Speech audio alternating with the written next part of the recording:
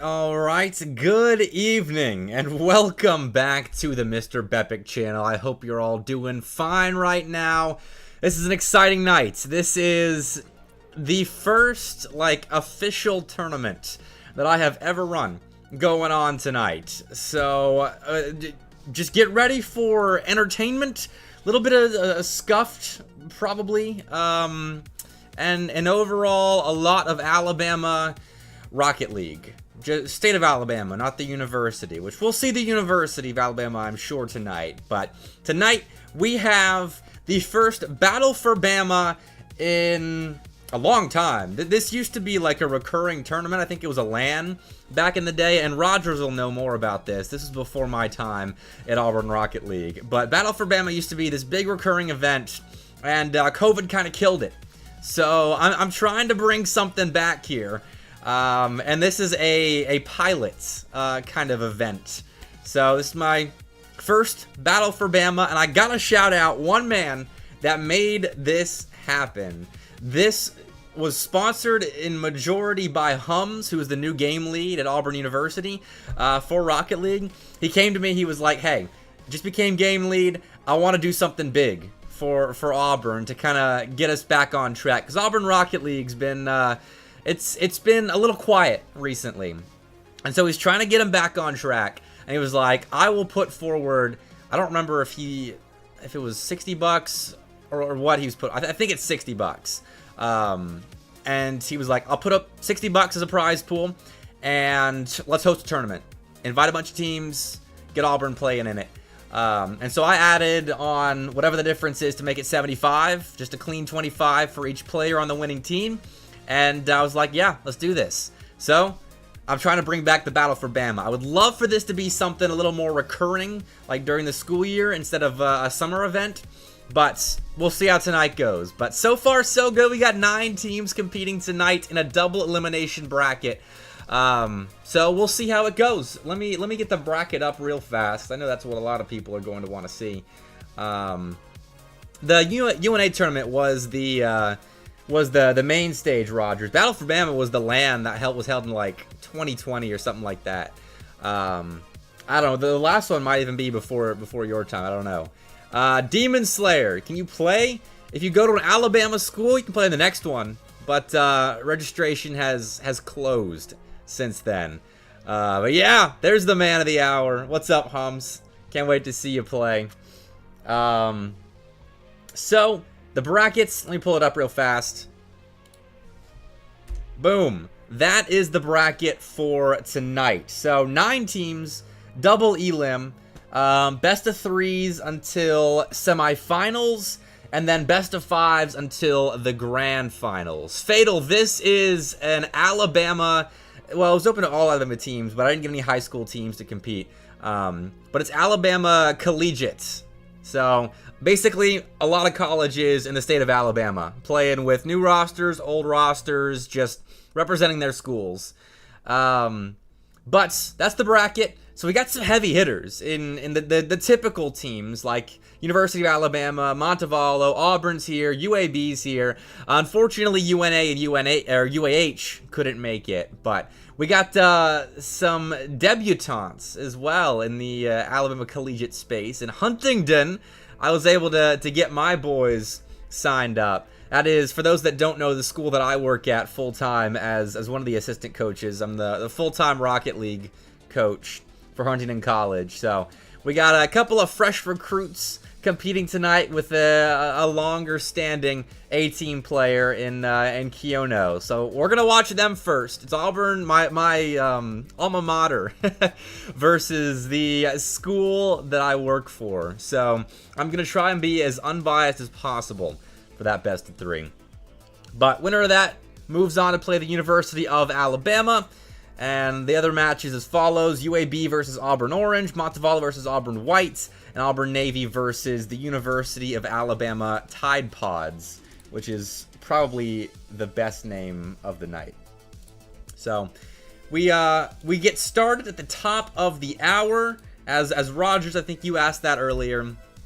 But yeah, we get started at 7 p.m. So we are chilling until then. But yeah, Canada, I don't know anything about the Canadian scene, unfortunately, which probably tells you that there isn't a ton of a big Canadian scene. I know St. Clair's been hosting some events, maybe it's just the one this past semester. But yeah, there aren't a ton of schools. Oh yeah, you're going to St. Clair. There you go. That is one of the heavy hitters. Although the University of Toronto, I think, did they make summer series, or were they were like a game off if they didn't? But either way, UTK is not here, Sarah. UTK's in Tennessee. Come on. Demon Slayer, you can join the next one if you go to an Alabama school. That's the caveat when it comes to the Battle for Bama. You actually have to go to school in Alabama if you want to compete in this. That's just a heads up on that. Auburn Spirit. Well, here we can check out the rosters. We got some time to kill. Yeah. Well, if you don't, you can't compete in the Battle for Bama, unfortunately. But hey, come July, I'll be hosting. I'll be attempting to host some high school tournaments if you're in high school, and I will definitely be hosting. I will definitely be hosting a, they aren't on? Okay. Well, hopefully they get on by 7. I'll definitely be hosting some open collegiate tournaments as well. I can't guarantee a prize pool for those, but for teams, I've had a couple teams ask me for places to play. Kind of akin to Monday Night Lights, but like in bracket form. So kind of something like this where it's double elim, but an open event for collegiate teams. So we'll see. That's in July. I will be out of the country for the next 2 weeks, essentially, though. So that'll kick off when I get back, as I will be out of commission working on a big event that I probably, I don't know if I can say what it is yet, but you will hear soon what it is. Yep. Spirit. Hopefully it gets on, because I really want to see the Spirit versus Huntington College matchup. But if they're not in the VC, Humbz, if you're still listening, are the Spirit boys gonna be here, or are we just gonna have a straight up 8-team double elimination bracket? Because that would simplify things, honestly, because the rounds are kind of staggered because of the 9th team joining and then causing a bit of a bye. But Rogers, Keaton can't be your teammate. He's already competing tonight, I think, on the Auburn Navy roster. I hope, because he was listed as the captain. So I'm excited to watch a lot of these teams, especially Auburn Navy. Because I didn't get when they were playing Oklahoma the other night. I didn't get like the new look Auburn Navy roster, unfortunately. Oh man. Okay, Spirit's not playing tonight? Well, shoot. In that case,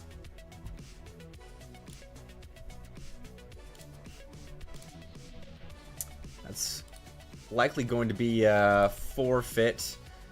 Then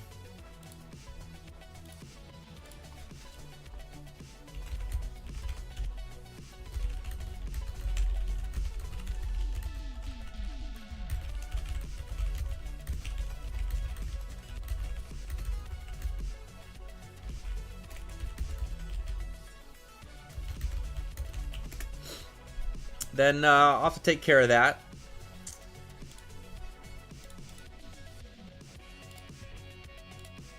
But, alright, so it looks like we are going to be changing our streamed match.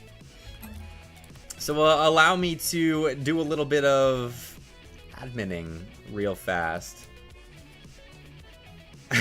Yeah, Lorenzo, GG's there. Dang, I was really hoping that series would play. That was gonna be a good one. That's all right. You guys will get a nice test against Alabama.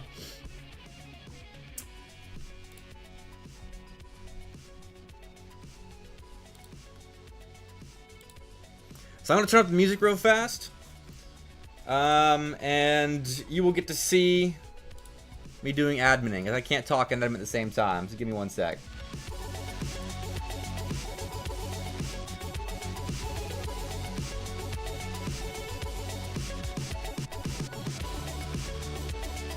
Thanks, Demon Slayer. I appreciate it. I appreciate the viewership.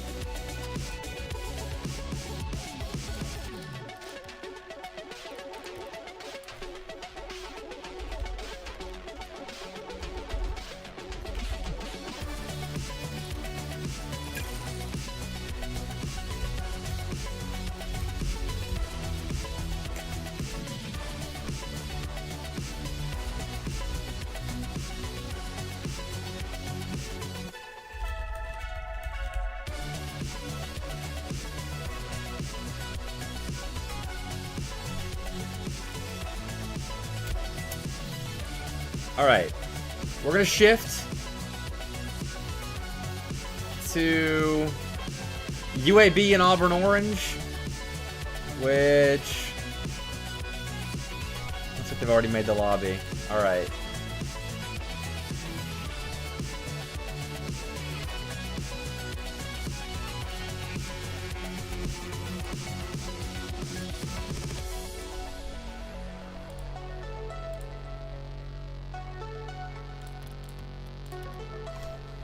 Nice thing about being the admin, though, is I can jump around.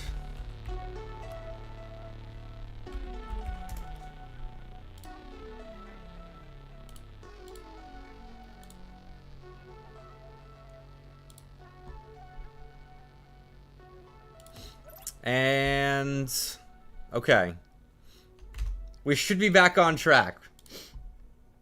So let me push you forward. Lorenzo, if you're still listening, I'm going to push you guys into your next series. And then we should be off and running.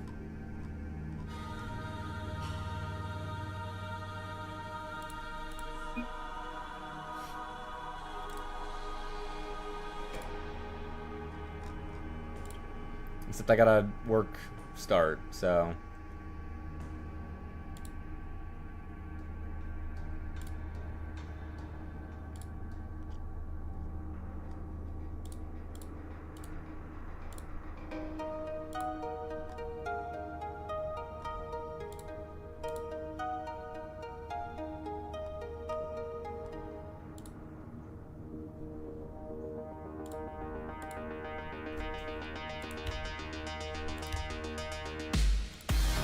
Alright, that should be through. The bracket should be good to go.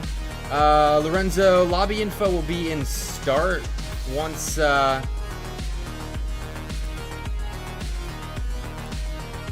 Alano checks in. You will be good to go in start. So make sure you have the page up.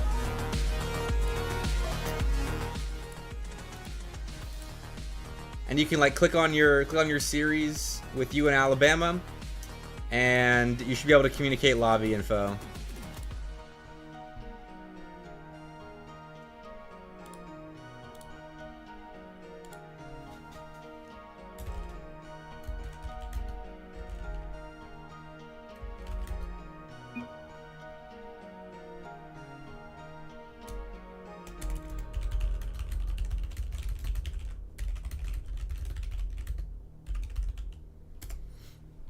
Okay, it sounds like a song that would be in the Matrix. Yeah, honestly, that's why I think my enjoyment of synthwave has a lot to do with my great appreciation for the Matrix trilogy.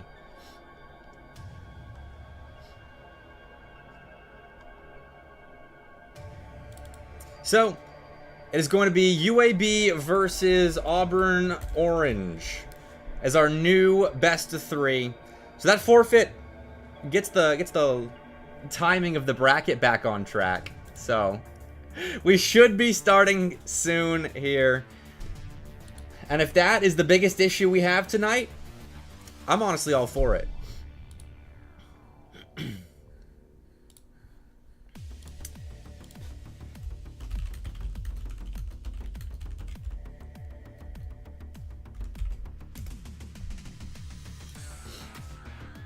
But we'll get set here. For those just joining, I see a lot of just joined, which thank you for tuning in. 26 viewers for a stream that has just been me chatting in front of the camera while doing admin stuff.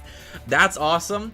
But this is going to be a battle for Alabama, which is now 8 teams, 8 Alabama Collegiate Rocket League teams competing tonight for $75, provided in large part by Humbz, who is the new Auburn Rocket League game lead, and then in partial part by me. About 60 bucks was Humbz, and then the last 15 was me. So we're trying to get the Alabama Rocket League scene up and going again, because UNA's been doing the heavy lifting for a long time with their main stages. So trying to provide some help. But I think we're getting started here in just a second. Like for real now, as UAB and Auburn Orange are joining the lobby.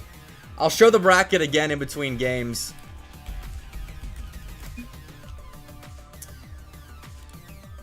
But I just want to see some Rocket League being played.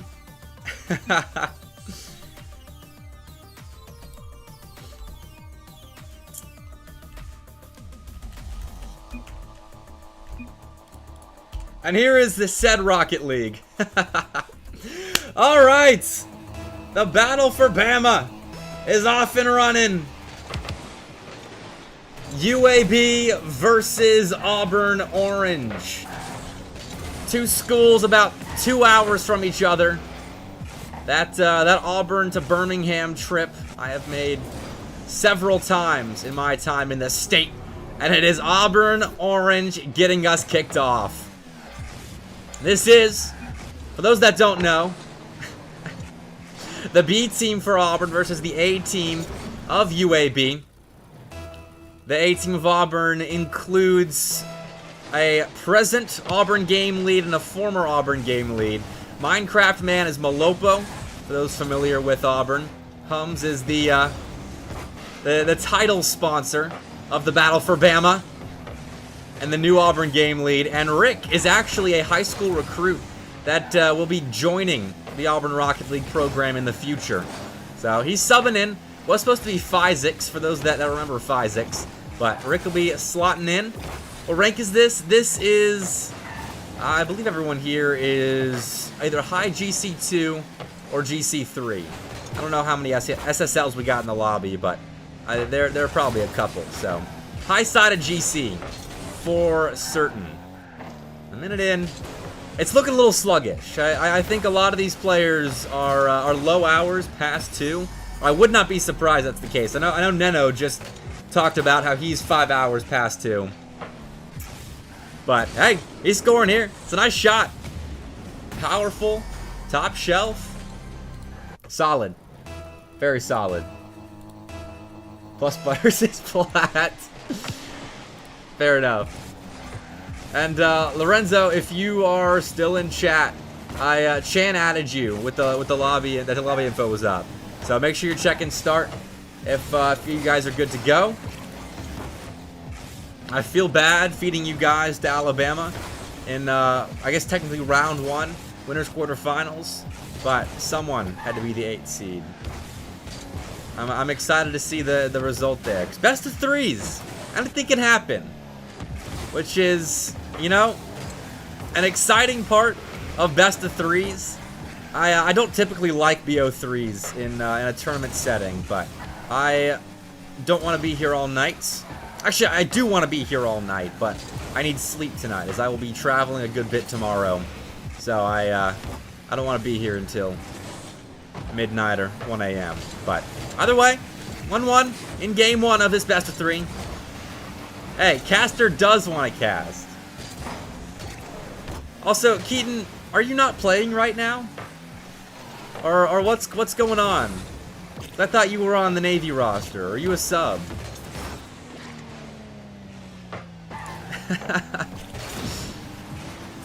You guys, so Auburn Navy right now is playing Alabama Tide Pods. Okay, it's Josh Frocco and Nile.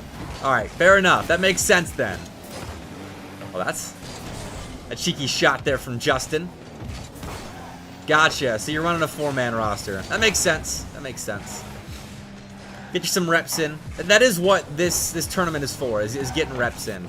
There are a couple schools playing with future members of Rocket League programs, and like subs getting reps in.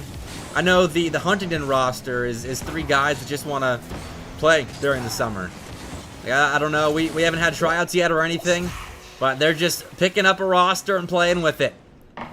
UAB, this is the standard Blazers roster. And they will take a lead with less than 2 minutes left here. 2-1 UAB. Out in front of Auburn Orange right now. Minecraft Man looking for one more. He's got an opening. I think that was a bump on the near side. And that'll make it 2-2. Butters had just picked up 100 boost. But Rick ran ahead and cleared a lane for Minecraft Man to finish. And no kidding, it is a battle of the old heads. Malopo and Justin. Staples. Staples of the Alabama Rocket League scene. Here's Malopo again. Flexing those old man mechanics. Oh, man. It's not the prettiest double tap that you're ever going to see. But hey, it works. When Rick, again, is up front, bumping and clearing shooting lanes for his teammates. That is very well done.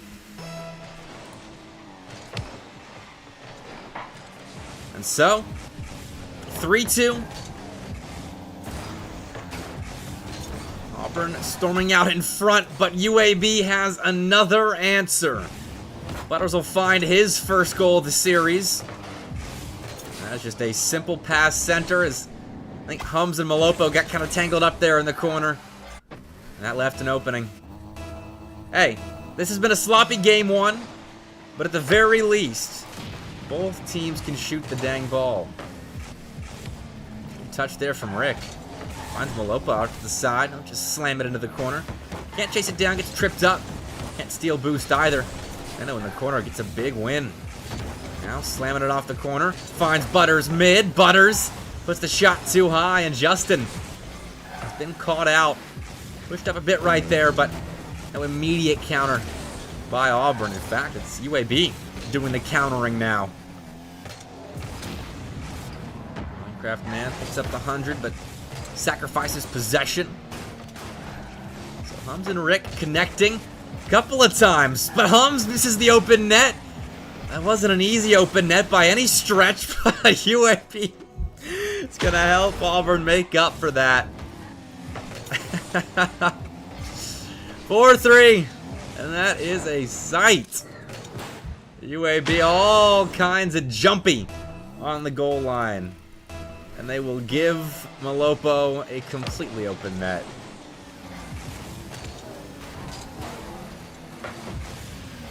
That's another open net. All right.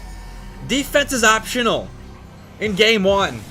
These two teams, I'm fairly certain Auburn Orange was scrimming Auburn Navy right before this. So I know they had some kind of warm-up. But I don't know about UAB. Either way, this is something. Entertaining. These are my favorite kinds of games. The high scoring, and Monday Night Lights has had a ton of these recently. I don't know what has been in the water all over the Collegiate Rocket League landscape. I think it's just that period of time in the summer where everyone's kind of enjoying their summers, not having to be in school, not having to compete in a rigorous season. So they're not really in form. But also, all these guys just love Rocket League, so they're getting back into playing it. That's my prediction. But Rick has a chance here. He'll win it. Beats Butters. Is anyone there for the follow-up? No. Gonna collects 50s with Malopo. Can't beat Humbz there in the Auburn corner. Center ball. Justin able to beat Humbz. Rick, a youngster. There's a lot to do right now, but does it fairly well. Now, what can they do on 0 boost? A whole lot. He nearly found the game winner. Might set up Humbz for one. There's the rebound. Not quite there as Malopo, I think, felt comfortable committing on that play. And so we will play on. Overtime here in game one.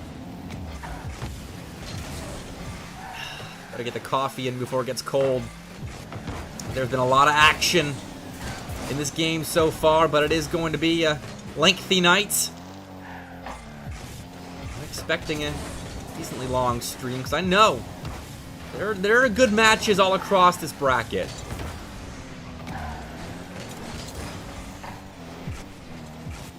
Especially the deeper we get into this tournament bracket. Malopo, my God, what was that? Rick's been bumped now. That was all kinds of weird. And Malopo, you know, I know he's got a very love-hate relationship with this game. And I hope this tournament found him in a love period with the game.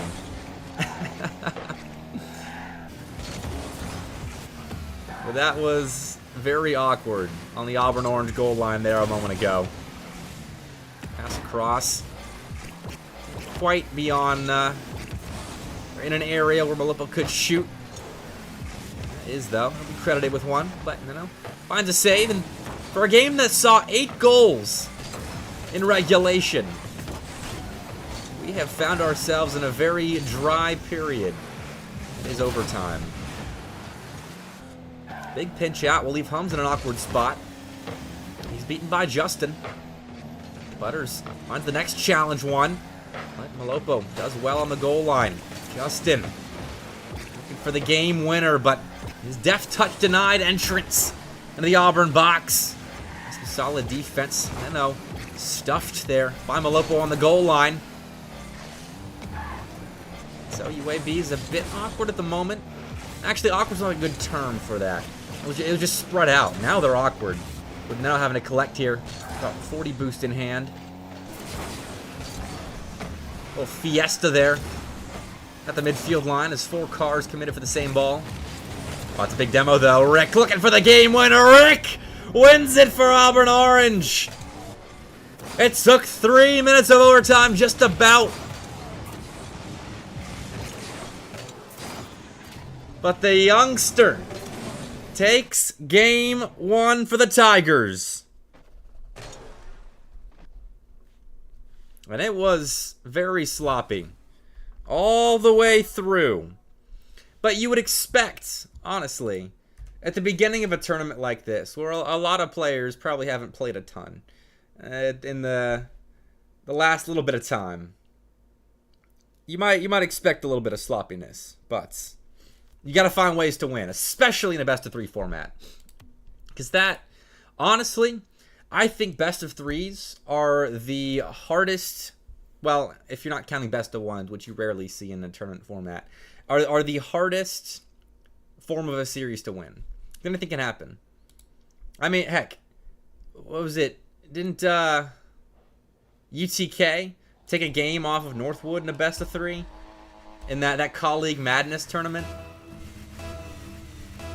I forget if those were best-of-3s, but either way. Game 2. Auburn Orange, UAB, duking it out in round 1.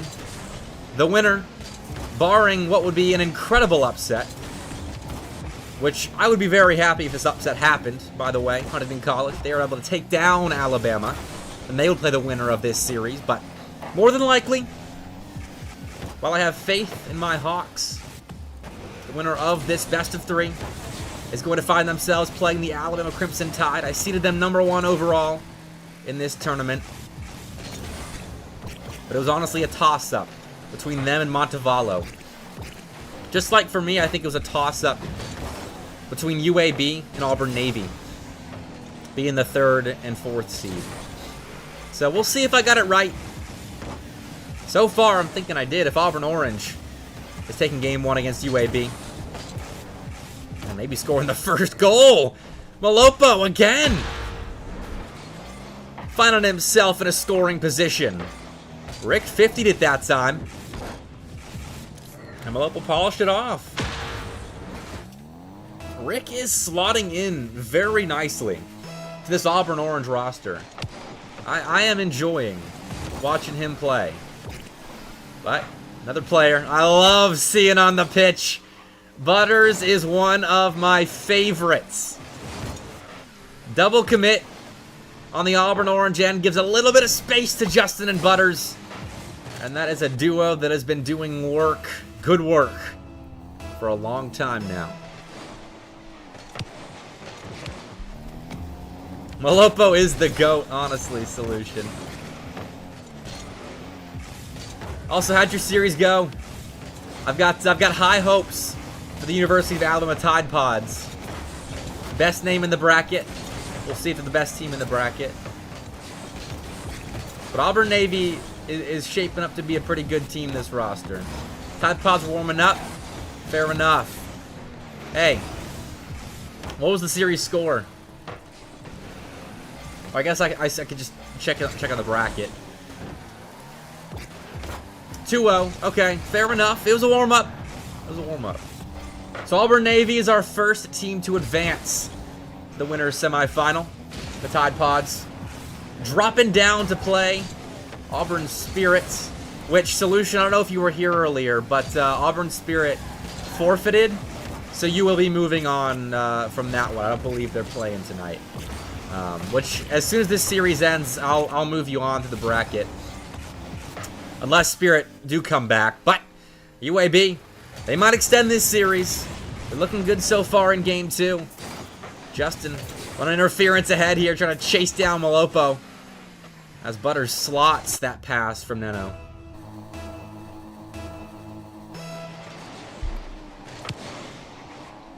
Honestly, that might be the Nile buff. That's another player I'm very excited to watch play. Humbz has been hyping him up. He's a 1900 player that Auburn. I don't know if they recruited or. I forget how Humbz told me that Nile joined the program, but I'm excited. I'm excited. That should be our next series on stream. Auburn Navy against either Auburn White or Montevallo. Rick looking for Humbz ahead, or perhaps looking for Neno there.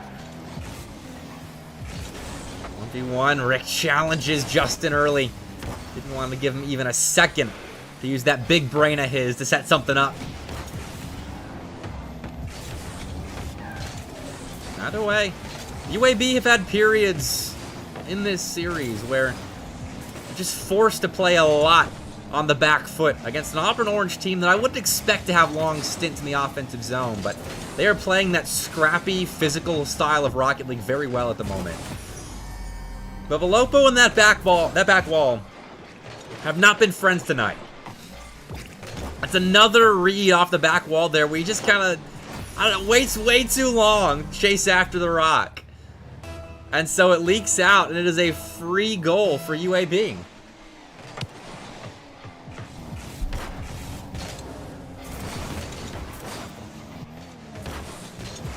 But got a chance to redeem himself, just not the boost funds. Really cashed in on that play. Now Rick has found a misread there off the side wall. Humbz has to make a stop on the near side, as does Rick. They both do. Lopo firing a tester on target. That's a pre-jumping Neno. Can try and double it. No. It's in his wheelhouse. Now he can hit that.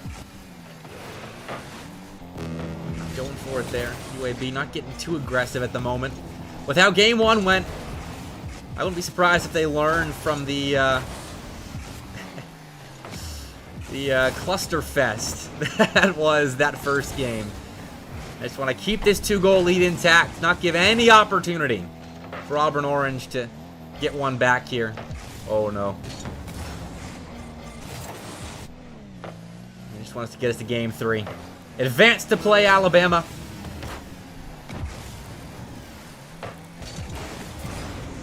And it looks like Montevallo has advanced. So I'm going to let those boys in Auburn Navy know that that series will be on stream.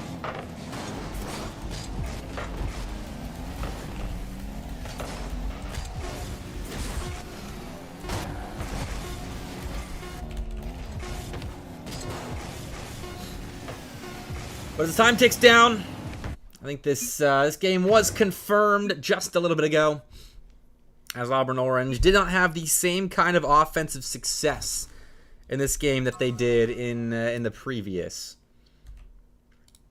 So, UAB, a much, much better affair from them. I mean, the last game, Auburn had, I think, like 16 shots on target. Something around there. But here, only 3. Whereas UAB, a little bit less as well, but they had a much more manageable 7 shots on target. So that was better. That was much better from the Blazers. I think that first game was absolutely a warm-up for the boys. But let's get on into game 3 here. Winner moves on to play the University of Alabama. And the loser will drop down to a dangerous lower bracket. And for those wondering, I don't have the bracket up right now. Montevallo was actually taken to game 3 by Auburn White. So a good look from the C team of Auburn, but could not take down the Monteballers in game 3.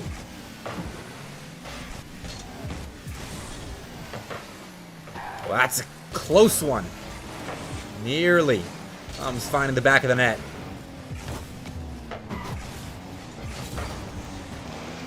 "30 seconds. Come and gone. Auburn Orange with a lot of pressure at the moment. I have to relinquish a little bit of that as Rick is forced into a 50-50 with Butters that the UAB rep wins. And yeah, I can move that along.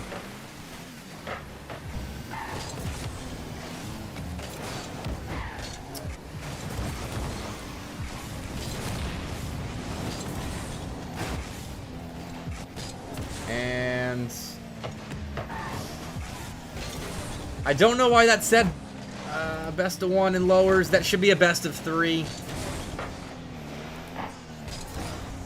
Alright, hopefully everybody in the lower bracket is playing best of 3s. Because Stark just advanced it as a best of 1. So, round 2 shows a best of 3. Okay, good. Good.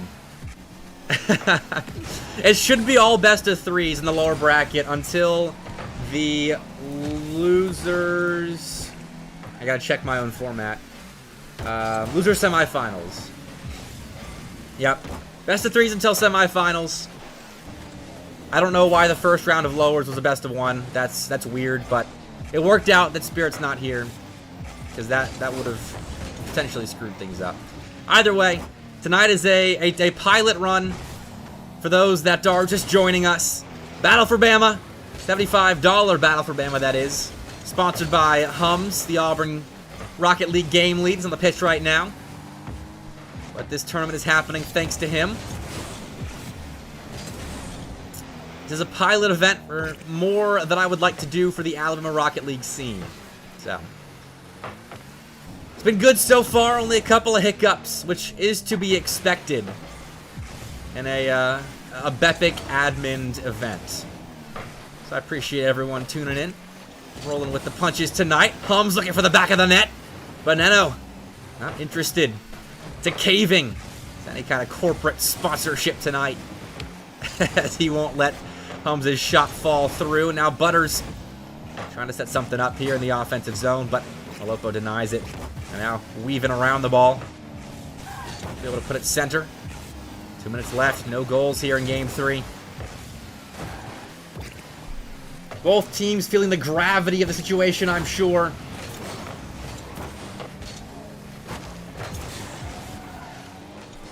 As Neno frozen, must have known that was in. And I looked away for a second.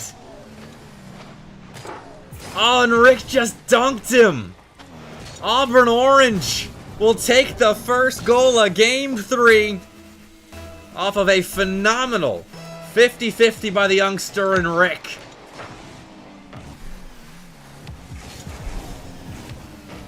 Now Humbz dodging a bump there. Rick finding one on the other side, but Malopo, that pop actually works out. Rick's able to adjust to it. Didn't have a ton of momentum going into the ball, but it converts possession for Auburn. Oh, but Rick's missed. Neno, is that on target? You bet it is! What a shot by Neno! Just doinked it top right.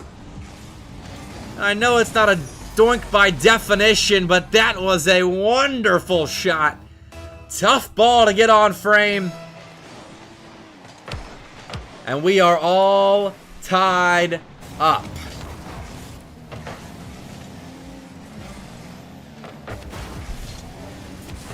Winner of this, advances into play Bama. Loser drops down to the lower bracket. Minecraft man, a ball to the center line, but Neno intercepts. Can't get through Rick, though. Rick has been the bane of Neno's existence, but we'll see who gets the last laugh in this series. Center ball. Humbz can cut this, but his shot denied by Butters. This will be a favorable bounce for UAB. Rick will meet Butters, though, and so you see Auburn Orange take the rock the other way. Neno, big win. Justin, big demo. Humbz has to hustle back here, but Malopo gets a favorable spawn. And that was an open net that I don't think Rick knew too much about. Could have been a big goal for Auburn. Instead, this game 3 is anyone's game. Double commit forced. Malopo off the back wall. He can win it here. He chooses to pass. Here's Rick going back wall. He'll center it, but the read is not made by Humbz, so we get OT. 1 goal to send one of these teams into the winter semifinals. And the loser will be relegated to just 1 life tonight. Rick and Malopo tangled up. That'll mean Justin finds it clear. No boost in hand, though. Still allowed to shoot and score! Justin sends UAB forward in the bracket.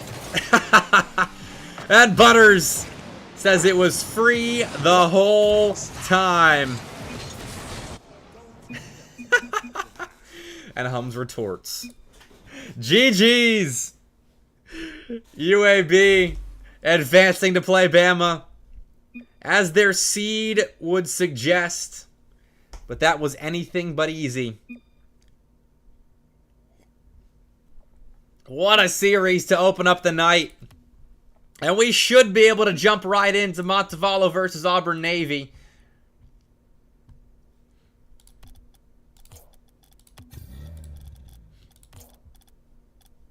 So we will get into that in just a second. I was not expecting the first series of the night to be that electric. My word. Let's have a gander at the bracket right now. This is what it's looking like. You can do the exclamation point bracket command.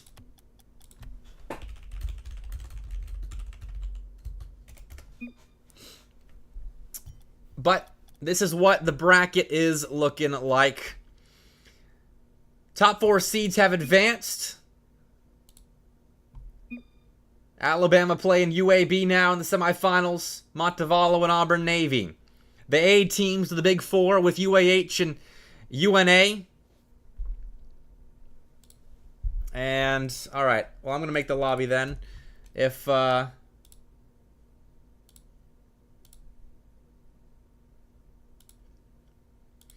to get the players to do it. There we go. Alright. We're getting in a second. I'll go back to the bracket screen. I was making sure we can get into the next series, but there you go. Auburn White, University of Alabama Tide Pods playing each other on the lower side. Huntington College playing Auburn Orange. That'll be a tough series for my boys. But we'll see if they can pull the upset, honestly. We saw how close it got between between UAB and Auburn Orange. So I'm here for it. I'm here for the upset, even though I love my Auburn Orange boys. And I technically can't take a ton of credit for Huntington College's any success they might find tonight. Haven't been able to coach much of this team just yet. But I would still love to see it. I'm updating my overlay right now. I'm sure you were, Butters. I'm sure you were. Oh, man. That was a series for sure. You guys better get ready to go against Bama, though. And I will...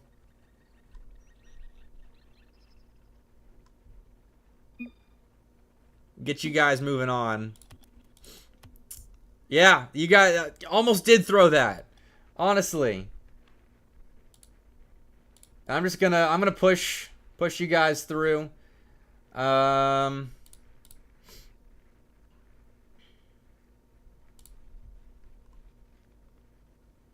Cause we don't need official scores tonight. I'm not doing any stat keeping or anything like that, so the bracket's really what matters. So I'll make sure that's updated. That way you guys can get your series started. And we'll keep that bracket going. But I'm trying to remain as unbiased as possible. That's why I elected for the flannel shirt tonight. But I've got my Auburn mug. And I was going to show this when the first match of the night was going to be Huntington versus Auburn Spirit. But I've got one of my Huntington shirts, which is sideways, with me tonight. There we go. And then right next to me on my other chair, I have my Auburn jersey, which I haven't been able to wear in a while. So I was hoping for a reason to wear it. I might put it on as we get deeper into the bracket, though. We'll see.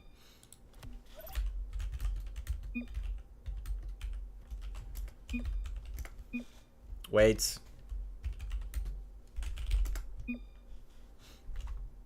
I almost just confused my own tournament format. I told him it was a best of 3. This is a best of 5. We are getting into things. The overlay is wrong. It's on me. This is a best of 5. This is a best of 5. So, winners semifinals. I believe the overlay is correct. Yes. We are off and running. With Montevallo on the orange side.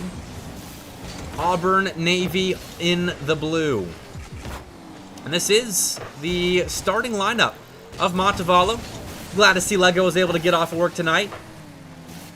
If you didn't get to tune in for Monday Night Lights this past Monday, you missed a banger of a series.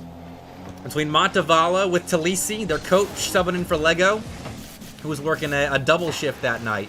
They were able to beat Mount Aloysius in Game 7, one of the craziest Game 7s I've ever seen. It was like 8 to 7 was the final score. It was absurd. But Lego's back in tonight. Good to see. And this Auburn Navy team, ooh, rocking with Mango, Keaton, and Niall. I know they're running a 4-man roster this season. This upcoming season, rather. With Mango getting the nod for the first 2 series, according to Keaton. Keaton was on the bench for Vroko, the old A-team captain, for the first series tonight. But now that we are in best of 5 territory, seems that Keaton has been put back in, and, well, you can see exactly why right there. A display of high levels of mechanical ability. As he goes to flick this, fakes it, and that was all he needs. You see the respect that Keaton commands on the Rocket League pitch. As he finds second blood for Auburn Navy. And Montevallo I had seated as the second team in the bracket tonight. I was really debating between them and Alabama. I really think they are the 2 favorites. As this Auburn Navy roster, I haven't gotten to see a ton of. As when they played on Monday Night Lights this past Monday, it was a different variation of the roster with Humbz playing alongside Keaton and Mango. But Mango is popping off right now. What a shot! Oh my word. On Monday, when Auburn Navy absolutely dismantled Oklahoma's Rocket League team, I think I saw Mango play some of the best Rocket League I've ever seen him play. And tonight, obviously not a fluke. Looking good so far. It's funny, I came into this series with the expectation that Niall would kind of be leading the charge, being the highest ranked, I believe, player on this Navy roster. But so far, it's been Keaton Mango. Niall's got 102 points, 1 save on the stat sheet, and that is it.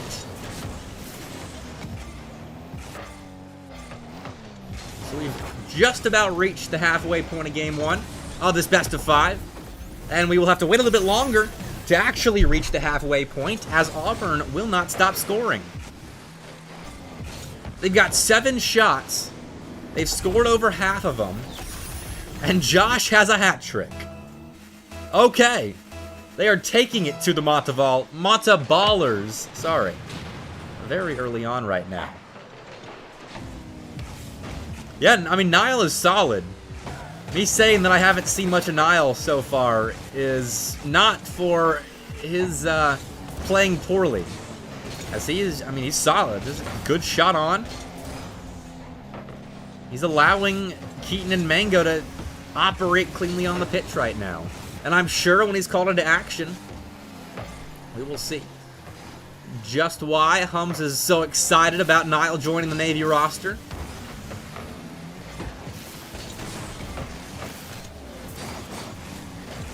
Auburn have to play a bit of defense at the moment.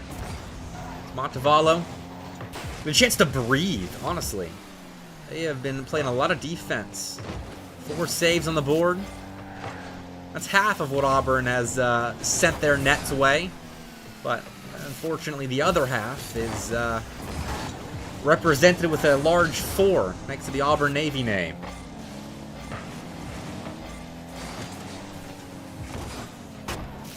pass across. Nile finding Keaton. A little awkward on the jump up. So Montevallo, then a bit more offense. And K2 taken out as he tried to slow down the play. Now a triple commits. Might leave Montevallo exposed in the defensive end. Fortunately, for them at least, Auburn wasn't in position to immediately punish. But they will net some more possession. You get very close, I think, to sealing this game. Montevallo have the explosive offensive abilities to come back from 4 goals down, and okay, they will exercise some of that ability here. I don't know if it is completely possible. That is a nice shot by Kuno. I don't know if that was completely intentional. But if it is, kudos.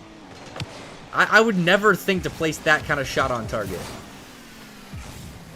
But, again, I wouldn't put it past Kuno to do that. Oh, dear. And K2. An own goal. I think he was trying to get back and interfere with the pass I think he was expecting from Mango to Nile. And it says this is an ugly game 1 for Montevallo. One I think they will be happy to move on from very soon here. Or score a little bit more at the end of. We'll see. Knowing these Montevallo guys, I would be surprised if it is the latter. Score some more. Get that offense into a rhythm here at the end of game 1. So you come back firing in game 2.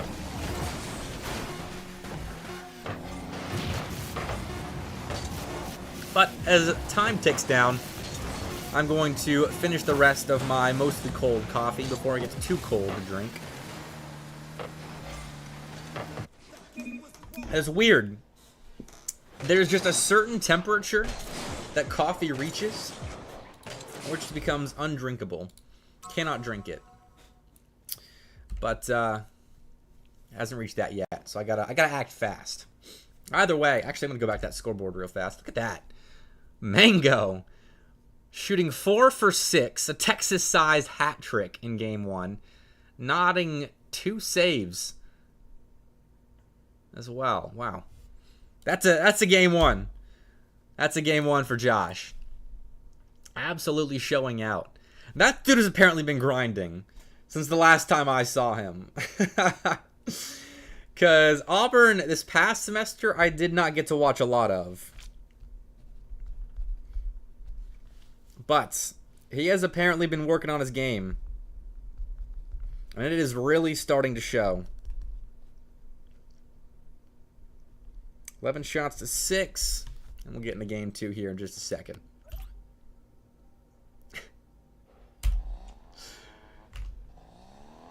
What do you... Thank you, Chris, for the correction. Gotta have someone adminning the grammar in chat. I appreciate that.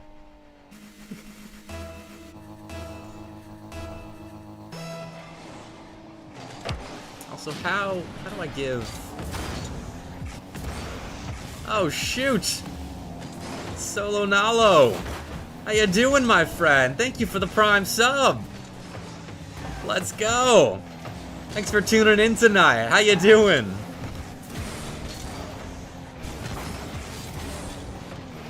Getting into game 2 here. Montevallo, an Auburn Navy. Not really a close game 1, but I expect this series to get much closer. Montevallo, I looked a little sloppy. And they went to game 3 against Auburn White, so maybe it's just an off night for them. But that is what the business end of this best of 5 is really going to determine for us. Yeah, it is a heck of a game so far, and it's only going to get better. Tonight is going to be a fun night of Rocket League on the Mr. Bepic stream. I'm going to be gone for the next couple of weeks. No streams more than likely. So I had to go out with a bang before we really get going in July. The month of July and the first 2 weeks of August is going to be a big month and a half of the Mr. Bepic stream. I'll let everyone watching know that now. Got a lot of things in the works.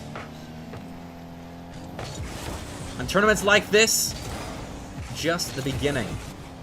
Oh, open net for Nile. And is that Nile's first? Because Auburn scored 5 in game 1. Josh had 4 of them. And Keaton had the other. So Nile on the board here. Just playing a solid, not exactly third man role at all times, but just a solid role at the moment. Finally on the board here. An Auburn Navy. Kicking things off well in game 2. This could be a big statement of a tournament for Auburn Navy. Kind of announcing to everybody that they are back. Because they were not good this past semester. They were decent in the fall. They were not good in the spring. And I would love to see a resurgence of Auburn Rocket League. We all know that. But Montevallo is a team that I hold in high regards. And they just look a touch off right now.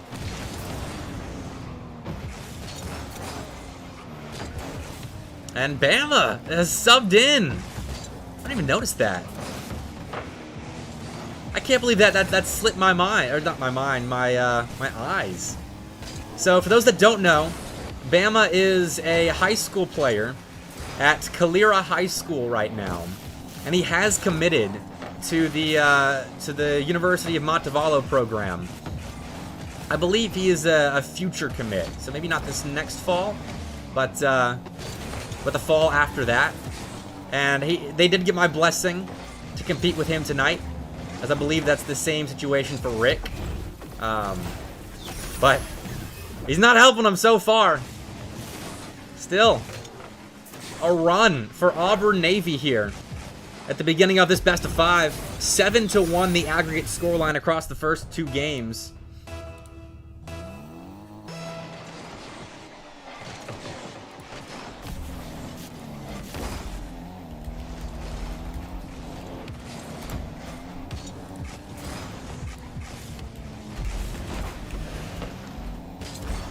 And apparently,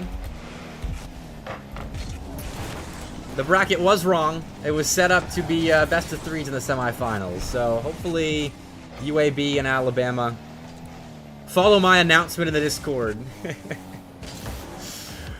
Rather than what Start GG says. I'm still learning. Yeah, he's not helping so far. But it is good to see him getting reps. And this game 2 is closer. This is manageable for Montevallo. Like Bama is one of those players that I think is going to fit very well into the Montevallo system, because UM is a very talented team when it comes to the offensive side of the ball. And Bama is the same. I've watched plenty of Calera Rocket League, as they have several times now tried to strip the title of best high school Rocket League team from Bob Jones in the state. Unfortunately, they have failed, but they have been in the conversation of best Rocket League teams at the high school level in Alabama for a while. So I know Bama is good. Dude, I know, right? Bama could have gone to Bama, but going to Montevallo, and I don't blame him. Closer to home, I'm sure. I actually don't know the distance between Tuscaloosa and Calera. I don't think it's too far, but UM definitely is closer. Either way, Montevallo's got to do something quick here. Otherwise, they will find themselves in reverse sweep territory. As Kuno misses there, they will find themselves in a situation where they have to reverse sweep. So, Auburn Orange doing well so far. And forgive my distracted nature. I'm gonna fix the bracket settings so that we have best of 5s set in the proper sections of the brackets.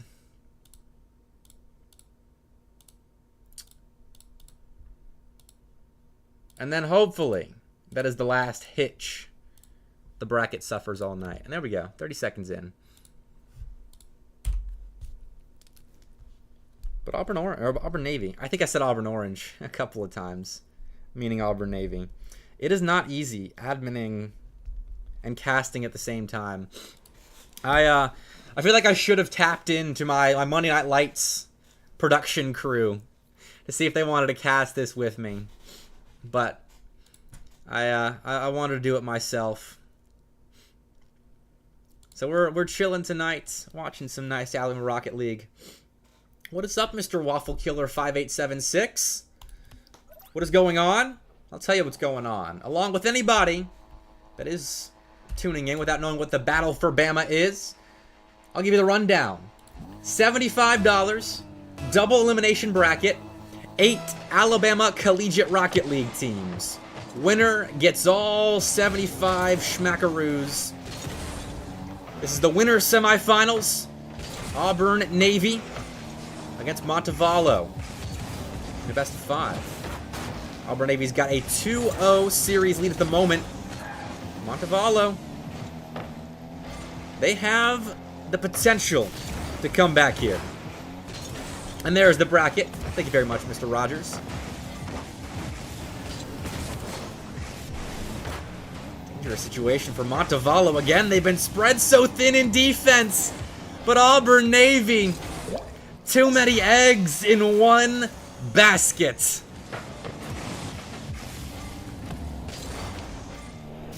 And that leads to a lot of cracked eggs and a 1-0 deficit. Most importantly for them right now, the 1-0 deficit, Montevallo has grabbed what I believe is their first lead of the series. Wonderful kickoff right there. Yeah, the eggs. They've all come crashing down. And it's just made a mess of things. As in the subsequent play, Auburn again overcommits as NK2 just goes underneath Keaton right here. A little sneaky touch that Keaton got a chunk of, but it wasn't enough to stop the open net from being converted on. And Auburn find themselves in a fairly deep hole. We're only a minute in. This is what I was talking about, though. Montevallo, they can score in a hurry. And Bama's a player that I expect to be able to slot in well with this roster. Good to see him getting reps at the collegiate level. Bama up and around. Has that ball stopped by Nile, who had a somewhat open net right there. Well, it was an open net, but I don't think that was an easy conversion. He's going to get around the ball. So Montevallo will get themselves an out. We'll apply just a bit more pressure on that Auburn Navy defense as to go for that ball. That was an ambitious dive in by Nile. Well, it allows them to be upfield to chase that ball down, though. They're just kind of playing a ring around the rosy at the moment. That is clean from Bama, the youngster, showing off some of his ground game. Doesn't end up converting. Montevallo still 2 goals in hand, but they're looking for more. 2 orange cars missed the ball right there.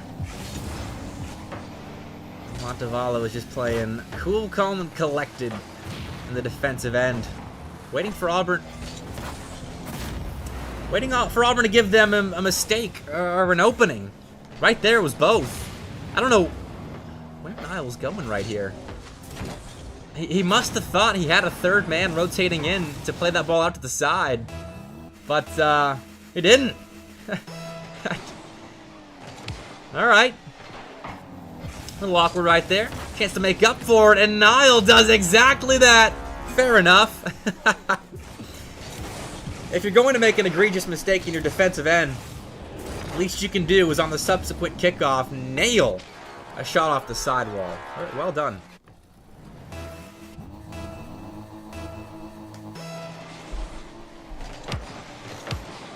Half a game of Rocket League left here, and Nile in a similar position puts a shot just wide of being on target.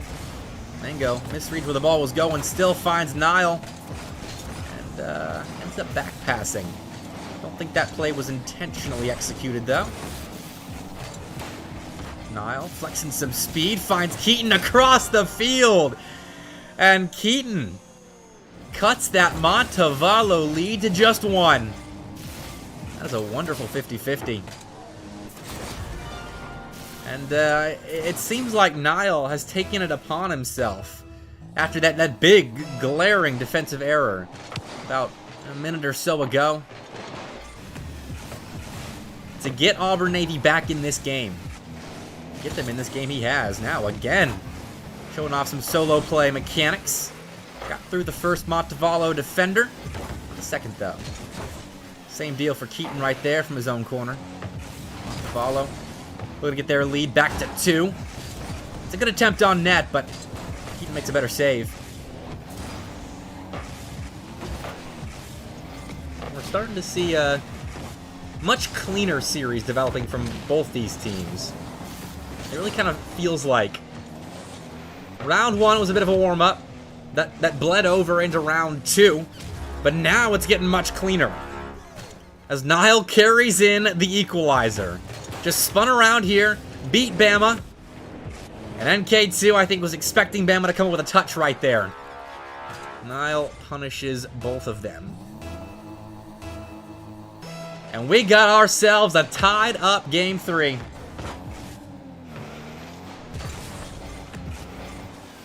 Mango looking for a lead. Niall the same, comes up with no contact on the ball. Keaton's awkward. Makes a save. I'm not sure if that ball was on target, but he is credited with a save. So he'll get 75 points in hand. It's a nice demo. Keaton not credited with a save there, but if he doesn't make a touch, that definitely is a Montevallo go-ahead goal. Big clearance found. Niall, no touch. This allowed to salvage possession for the Tigers. 40 seconds left here. Big stretch of play now for Montevallo.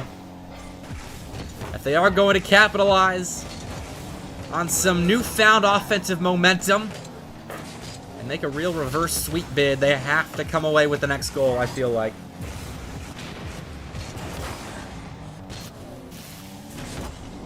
Bruno's trying to provide, but Niall gets in the way. Tried to bump Bama, but he kept all 4 wheels on the back wall. Still, despite some composed defense from Montevallo, Auburn really controlling of the ball right now. And they will keep it up on 0 seconds for, you know, a couple moments. But we get overtime in Game 3 here. Montevallo now certainly need the next goal if they are going to reverse sweep in the winter semifinals. Pass across. Mango has his shot saved by Bama. And now Bama in a 1v1. Takes a pot shot that Niall easily saves. Cuts back around, has Keaton to his left. Instead just placed a pot shot of his own on target.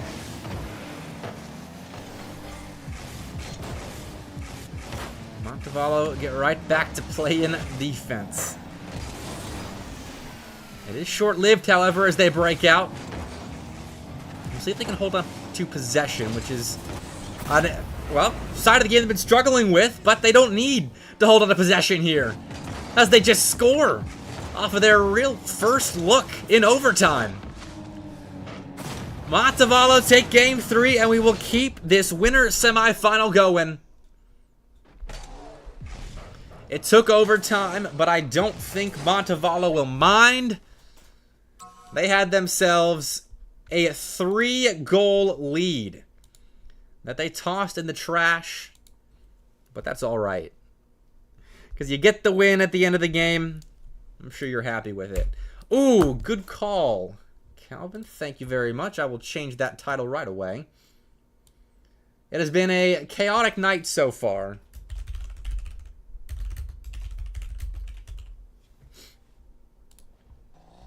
So let's get that title changed, shall we? As we get into game number 4.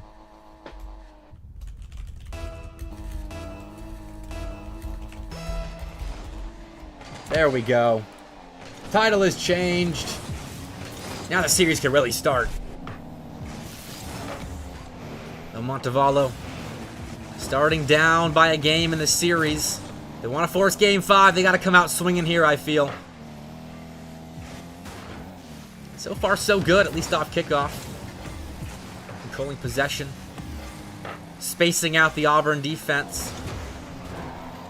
Dropping that ball down, but the orange cards had to back off and refuel, so Keaton looks for a pass to Niall. Niall!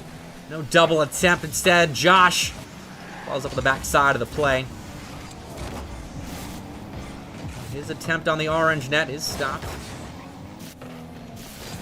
And we'll just go back and forth, which I do not mind one bit.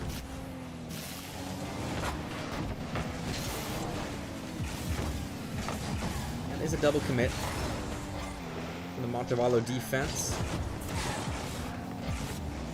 Hasn't been always set on the backside for the Falcons.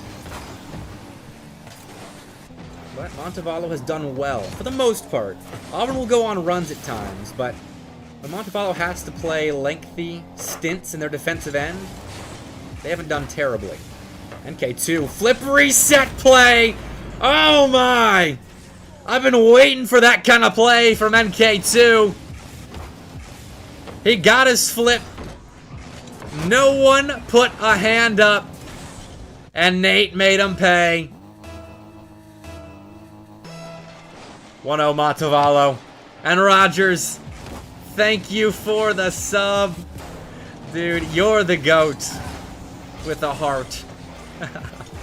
Thanks, man. And Vroko's in chat, showing love to his team. They started off well, Vroko.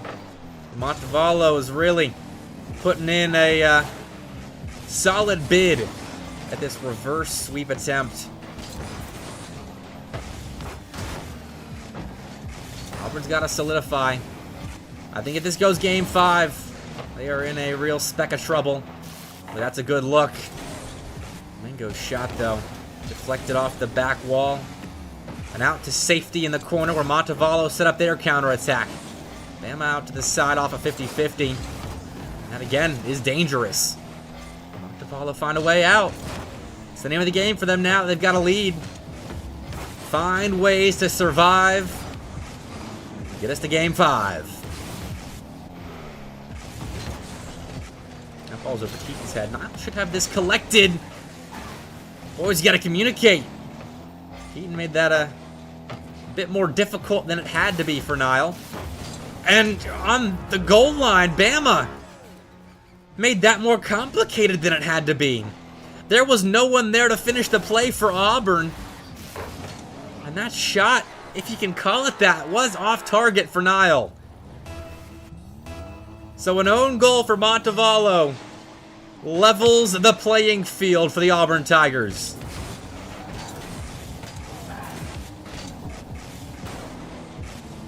Which I am sure Auburn will not mind. How the ball goes in the back of the net is not a big issue when you're the one scoring it. Keaton almost found another right there. Tried to cut underneath the ball, but got too much underneath it. Now to the side. Flick. Takes a skim off of Bama's hood after he found a demo onto Niall. At the moment, defenses are looking good. Keaton gets in the way of that shot. Mango has himself a semi-open net, but Bama quick to get back there. The demo. Auburn really ramping up the explosions on the pitch here. Hasn't directly converted a play into a score just yet, but it has gotten the Tigers close. Keaton. 50-50 there on the near side. NK2, I think, got the better of. So Niall, he looked like he was trying to score that on his own net. Now a chance on the other side of the pitch. Is deflected by Montevallo. Back and forth we go. A seesaw of a game 4 between Montevallo and Auburn Navy. Niall, chance to take the lead. Can't find pay dirt. Montevallo's turn. Bama and Kuno chasing that ball down in the corner. NK2 was a passing option. Nothing really developed there for UM. Nile up at the side. These extra touches are creative, but not really going into space that's confusing the Montevallo defense. Or to a teammate where you really can capitalize on those extra, maybe sometimes unexpected touches. And so we'll stay tied. Overtime looking likely. Unless we see some late game heroics from either two of these sides. That center ball won't catch Nate out. The ball will stay up on 0. Nile deep into UM territory. And NK2 has seen enough regulation. Let's get to overtime. Kuno with the first opportunity for Montevallo. There's a shot stopped by Nile. NK2. Too much juice on that touch. I think he wanted to collect. And so Nile and Keaton combining for a passing play that could set up the Tigers with possession. And it will with that follow-up from Mango. Demo will spread Montevallo out. Nile falling down on that ball, but Bama gets to it before any of the blue cars do. So Kuno allowed an opportunity here on the Auburn end. We'll pick up that 100 in the AU corner. But again, there's always a defender back. Auburn do a lot of their defending from the goal line, whereas Montevallo do a lot of their defending from outside their own box. Hopping on opportunities quickly. There again, Keaton on the goal line. But that time not necessary. The shot from Montevallo just short of being on target. And we have seen 60 seconds elapse in Game 4 overtime. NK2, a lobber on target that Mango gets in the way of. And Layer, this is maybe for a couple of players, low GC2. I know there are a couple of GC3s, maybe some SSLs in the lobby. But what you're seeing right now is off-season collegiate play. Where everybody's a little bit sloppy. Everybody's kind of on low hours. Enjoying their summers. That's a miss from Keaton. And NK2 makes him pay. When things are sloppy, they gotta be that janitor sometimes. NK2 playing on cleanup duty in Game 4 overtime. And he will give Montevallo a chance to reverse sweep in Game 5.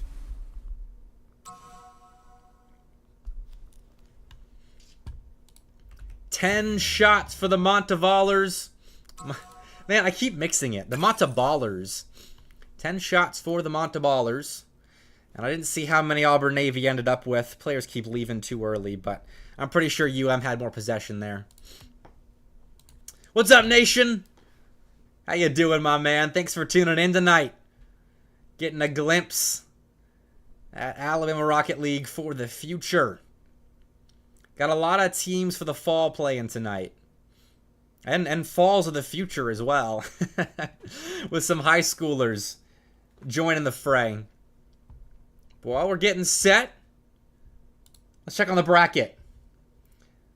Alabama, and you can guess it by Chan being in chat, has 3-0 swept UAB, who will drop down to play the University of Alabama Tide Pods. And Auburn Orange, a 2-1 over Huntington College. And hey, that's a good showing, boys. I'm happy about a 2-1. Because Auburn Orange looked good earlier when they were playing against UAB. But we got Game 5 going on here. Auburn Navy at risk of being reverse swept by their rivals up in Montevallo. They could start off the scoring. And they will, as Josh Mango slots the opening shot of Game 5. Traffic just cleared. Mango nailed his mark in Auburn Navy, off and running early on here. Off the back wall. Niall a good touch out. We'll find Mango. He's been relatively quiet the last couple of games, but he's cleared a path for Keaton and Niall, who both went for that back wall read. Fortunately for them, Mango was running interference at the midfield line, trying to buy time for his teammates, and now has set up Niall for success, who goes low on the shot. And it is 2-0.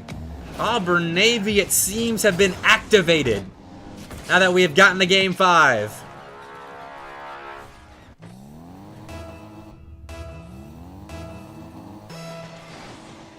Seconds in, and Auburn with a dream start.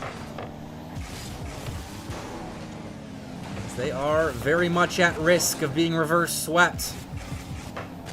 And Montevallo, they got the talent to do it. I don't think Auburn cares what kind of talent you've got. Reverse sweeps are still gonna sting. Still 4 minutes to play here. Falcons got plenty of time to get themselves back in this one. I'm interested to see how they stay composed with a new player in the roster. Now that they are down by 3 goals, Niall has found another. This one just a corner read that he slammed towards the Montevallo net. And UM just was not home.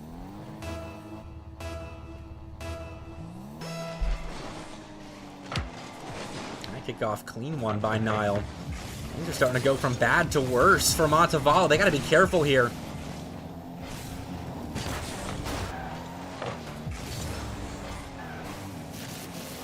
Going down 4 goals. Such a larger hurdle to leap over than just a 3-goal deficit. 3 goals feels doable with this much time left, but 4 goals, that is a bit much. Bama looking to do work for his future school. His opportunity, though, stopped on the goal line by the Tigers. And now Keaton. Soft little sidewall pinch, plus 50-50 on the goal line, put him in a decent position. But NK2 comes in to thwart all of that, though he sticks with the play, and Keaton is rewarded for his quick reaction on this pass from Niall. He turns, shoots, and Auburn find themselves in a 4-goal advantage.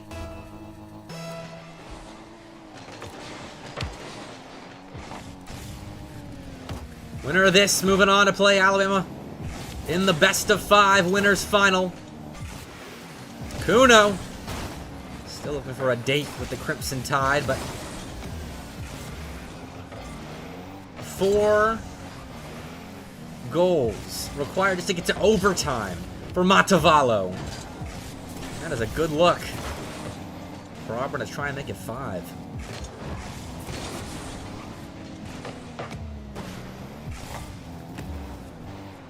It's going to go in the distance.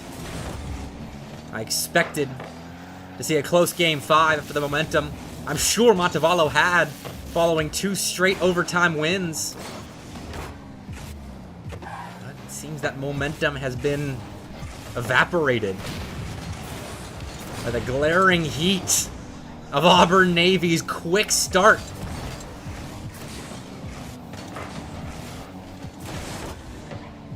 And it looks more likely right now that Auburn's going to score a 5th than Montevallo's going to score a 1st. That was nearly another opportunity. Keaton just let that last little touch slip. Kuno. Dunk right out in front of the Auburn net. But nothing is being given the way of Montevallo. Auburn is very, very close to having this Game 5 locked up.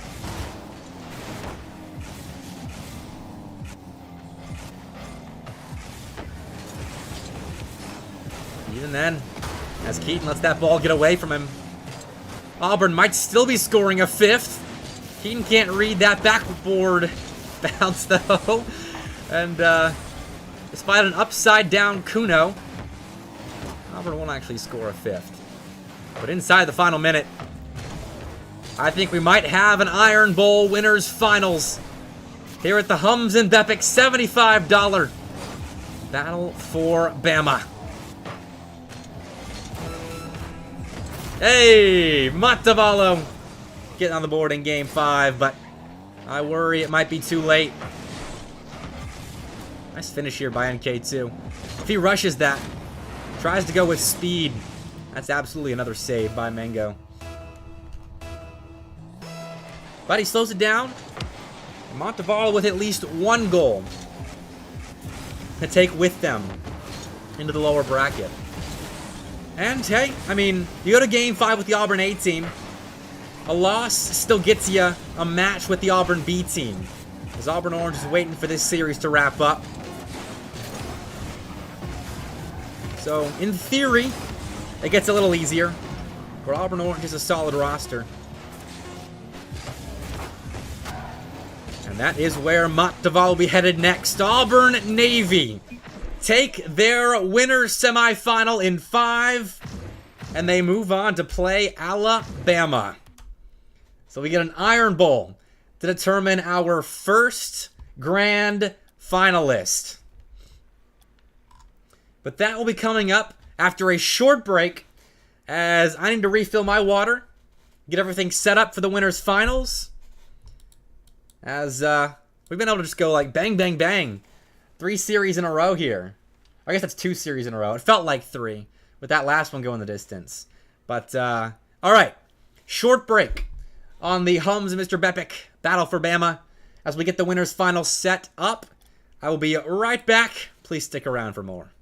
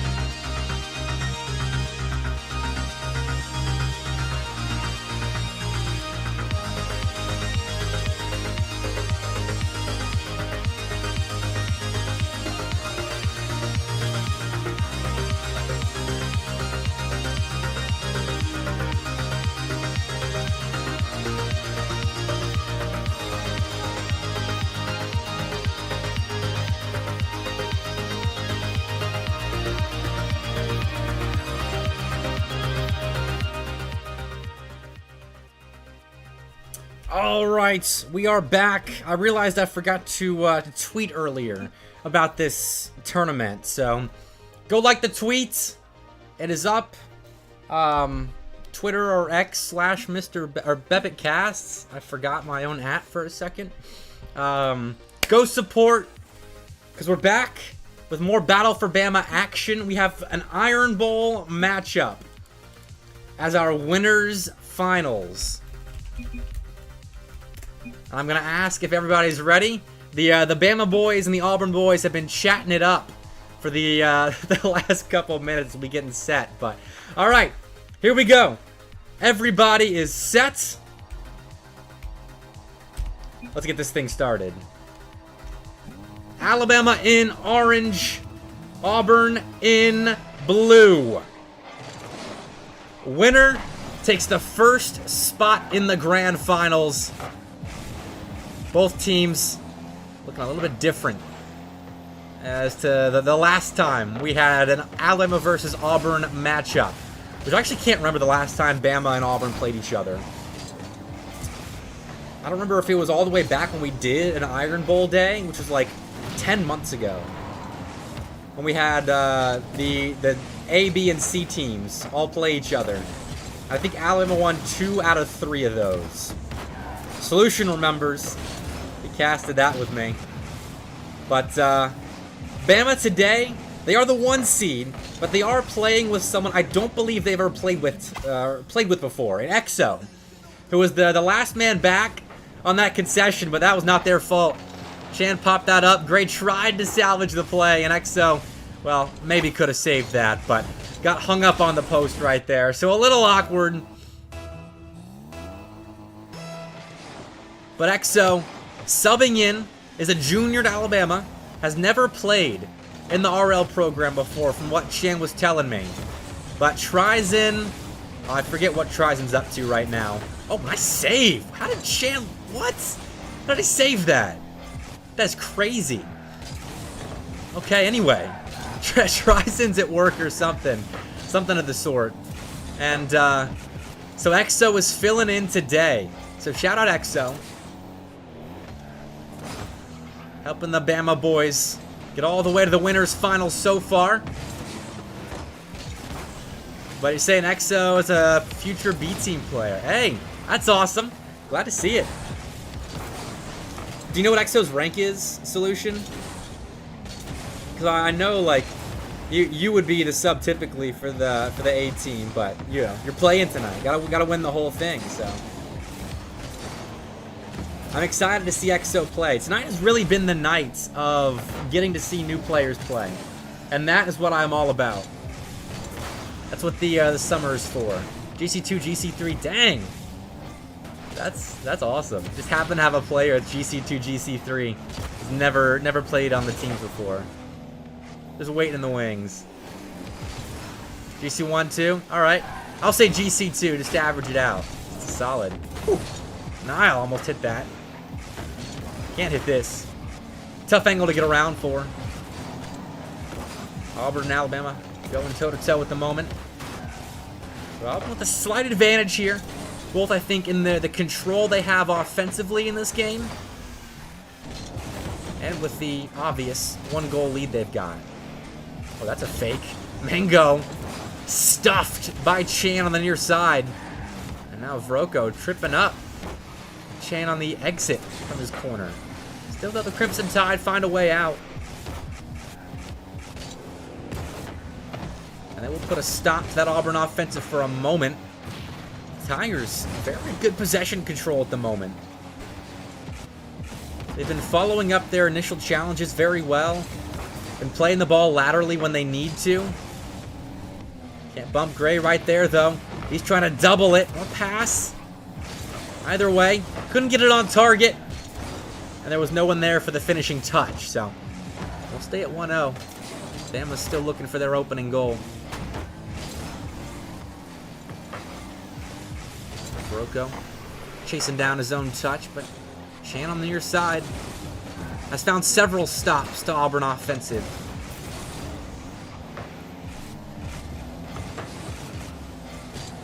This is probably the cleanest game of Rocket League that I have seen tonight on stream.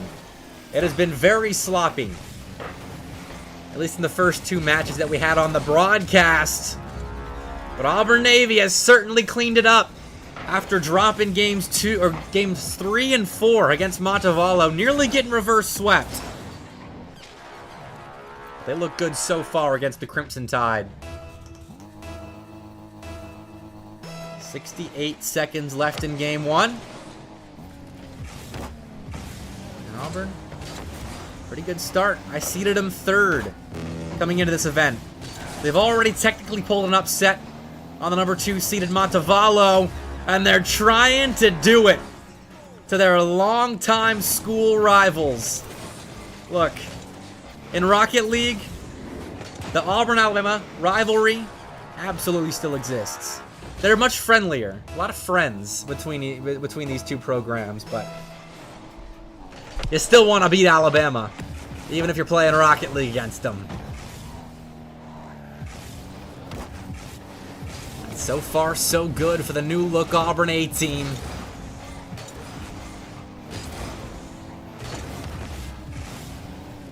Still have yet to concede one, even with a couple of dangerous looks for Bama. Included. Auburn keeping the clean sheet intact. Nexo off the back wall, found Chan. And you feel like if Alabama is going to complete any kind of comeback in game 1, they had to score on that. I feel pretty comfortable calling game 1 as over. And falling in the favor of the Tigers.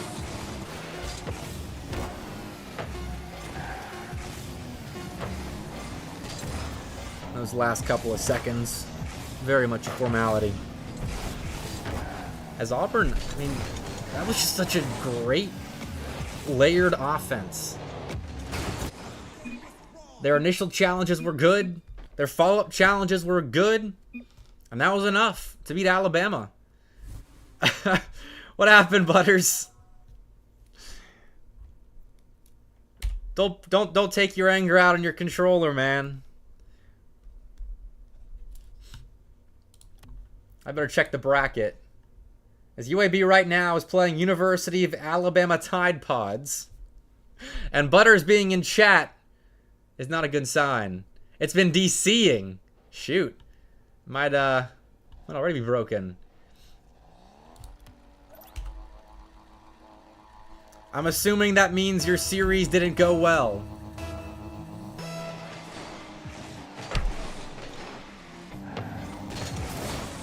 Dang. I guess I kind of should have expected that series was over after Solution was in chat. But that sucks, man. Hey, if it makes you feel better, I'll have more events that you guys will definitely be getting invites to in the future. So there'll be plenty more opportunities to compete. Hopefully your controller will be back on your side before those events happen. But July should be a good time period for Collegiate Rocket League. Like to do a lot of event hosting, because there's so much talent in the region right now that it's got to be showcased. Like this is great Rocket League at the moment. As Nile kind of throws it away. But the follow-ups, if you're a fan of follow-up challenges, this is a fun series to watch. That is a great second man challenge by Chan. Broco follows it up nicely. And we're just duking it out for possession at the moment. Solution played KBM in game 1. I'm going to guess that Solution is not typically a KBM player. Oh, you did? Oh, man. Well. Oh, Alabama doing some scoring. I'll stop the chatting for a second. That's just a simple sidewall read, and oh, Trizen just joined the party. Maybe he just got off work.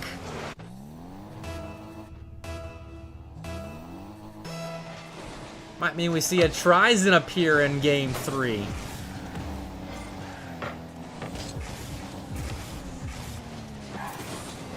So if Bama can win this, that makes the back half of this series very interesting. Auburn, if they've seen that, they gotta know that once Trizin gets back, if he's warmed up, things will get dangerous for the Crimson Tide.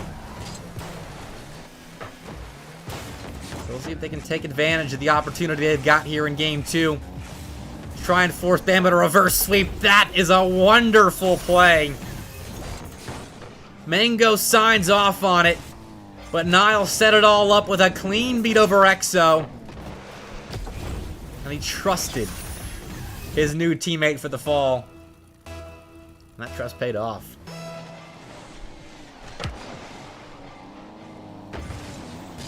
Boost for Mango. He has been lethal at times tonight. That's gone a little bit quiet. Compared to how we saw Auburn Navy playing those first couple of games against Montevallo, they have gotten a little bit quieter. Because their offense was peaking.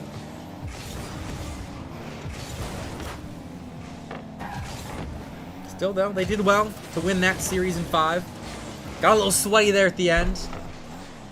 Just like this one is at the moment. Verocco going backwards off the sidewall. The challenge to try and stop ball there.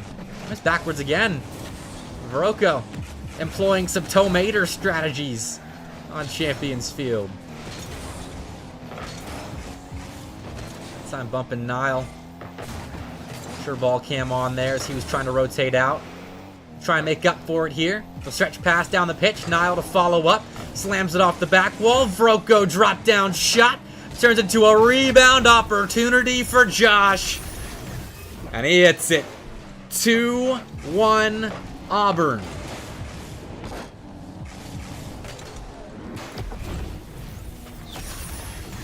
They will take the lead with 90 seconds left. And the business end of Game 2, very interesting. What does Bama have in store for us? Can they grab a game before Trizin subs in? Which is what I'm assuming is going to happen here at the start of Game 3.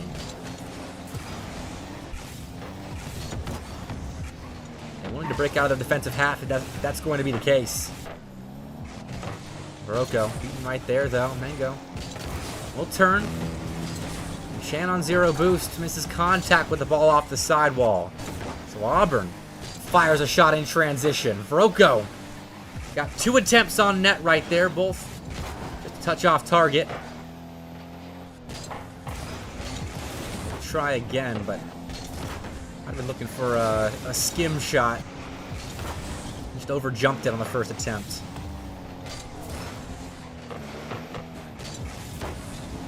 Shot on Niall. Dunks the save and clear attempt. Doesn't matter though, as Alabama find themselves a breakout play with Exo taking a shot that Niall will get on top of. Now looking for a bump on the last player back. Can't make contact. A couple of bumps attempted by the Crimson Tide. None really made solid contact. And so Auburn maintained their 1-goal lead. And they would have added on to it if there was any time left on the clock. Either way, they take Game 2. A lot closer that time around, though. And I'm wondering if we get that Trizin substitution now. And I didn't show it off in between games, but I made a bit of a wardrobe change. Love my Bama boys, but I got to represent Auburn for this one. It's been a minute since I've seen them play against Alabama, and I would love to see them take a W. So far, so good, but I see Trizin has joined the lobby.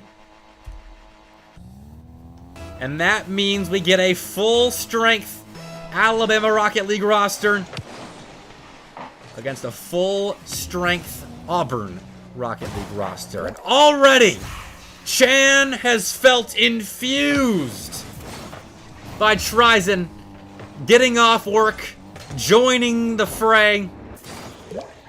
and just morally supporting his teammate to an impressive double tap to start us off.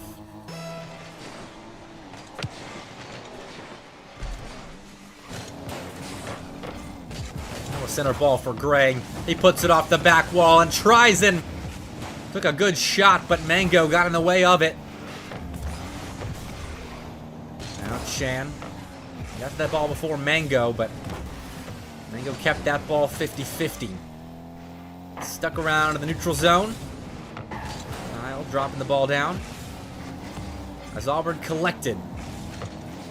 The ball stayed in that midfield third. Auburn got themselves their first attempt on net of the game. It was stopped by the Crimson Tide. And in our little turn-based game of Rocket League, Alabama will find themselves an opportunity. A little bit high, though. So Auburn get an out.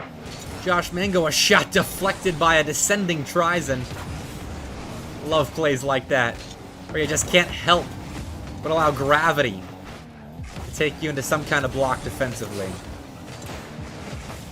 works out. Oh, you can see the cohesion of Alabama has returned. They are looking solid at the moment. Connecting with each other in all areas of the pitch.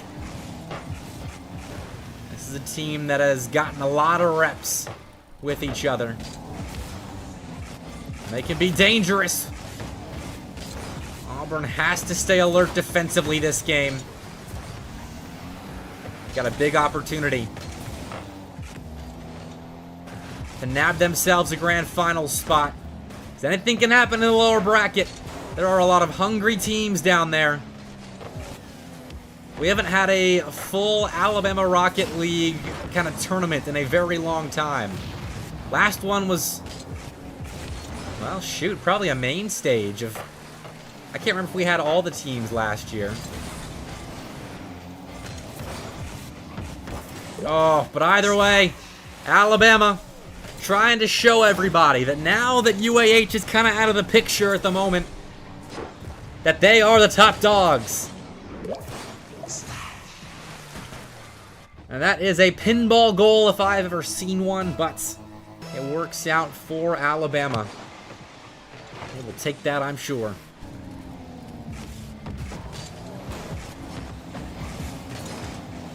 Auburn finding it increasingly difficult to score goals. Trizen has rejoined the fray.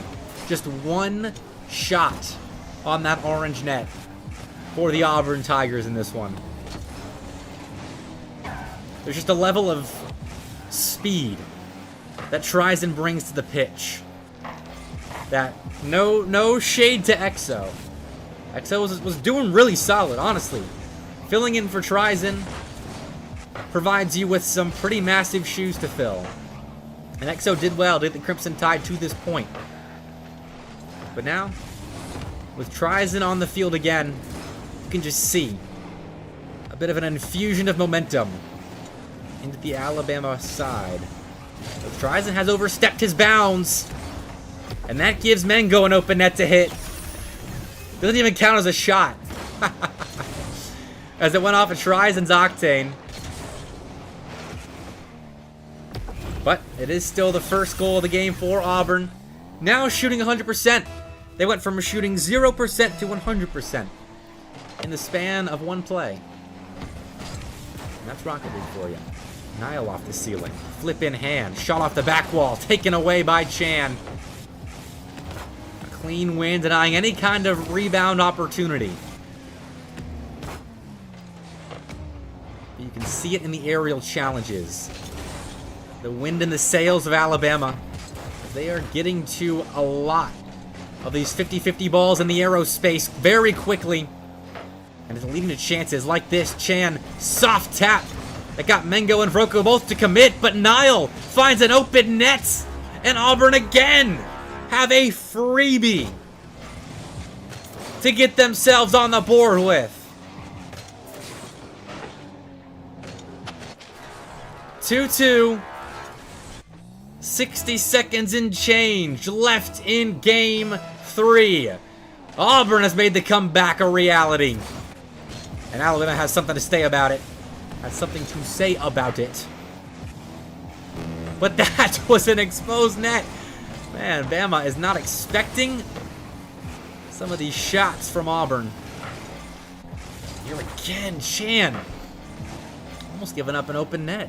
Vroko out to the side, and there's no one there to shoot. So Chan looking to clear, but he makes no contact on the play. Tries in with 2 dots of boost in hand. A dollop of boost resources in the tank. Can't do much with it. Auburn, all the control in the world. But even that demo couldn't keep it. As Chan helped find a way out. And Trizen pushed the envelope. Up the side, Gray receiving. That clear from Trizen off the back wall. Chan in to shoot. He goes low with it. And Nile finds a save. Mango will just spike the ball. Overtime in Game 3.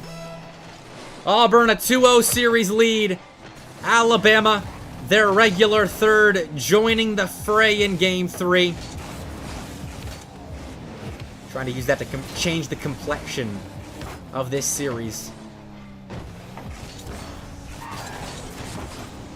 And it already feels like it has. As Bama's played with an increased speed. And there you go. Trizen joined us for Game 3. And he ends up taking the game winner at the very end of it. 3-2 the final in overtime. And Alabama is not done with this winners finals just yet.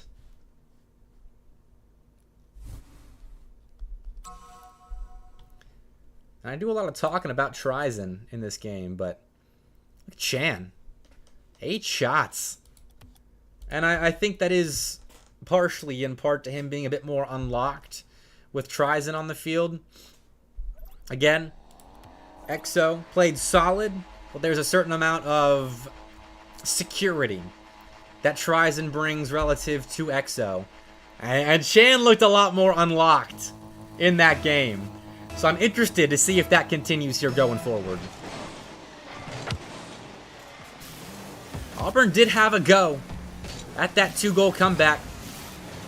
They got the game level, but could not ultimately secure the game win and a berth in the grand finals. Gray's trying to salvage possession here, though a low boost Vroko will take possession away for just a moment. That's a big clear for Auburn. We'll see what they can do on the chase down. Trizen on the back wall. It takes a good 50-50. Auburn moving around together. Just low on boost. Snile picks up that 100 in the corner. He'll be the last man back. We'll make a big stop on that Trizen shot. Vroko can't beat Gray, though. He'll pop it. Trying to get over Mango's head, but that's not going to happen. Snile on that clear. Try to cut underneath the ball. Maybe going for a preemptive bump, something of the sort. Not sure. Either way, that's an opportunity for Auburn to let go by the wayside. Vroko misread that backboard play. And this one, he won't even be given a chance to read it properly. As Chan makes a great read, and Gray follows it up with one of his own, giving Trizen some space to flick over to. One to beat. It's Nile, the newest member of the A-team, but it's an unsuccessful attempt by Trizen to score first blood in Game 4. Auburn is not letting Alabama get off to the same kind of start that they saw in the previous game. We are going back and forth and back and forth as both defenses are showing what they're capable of.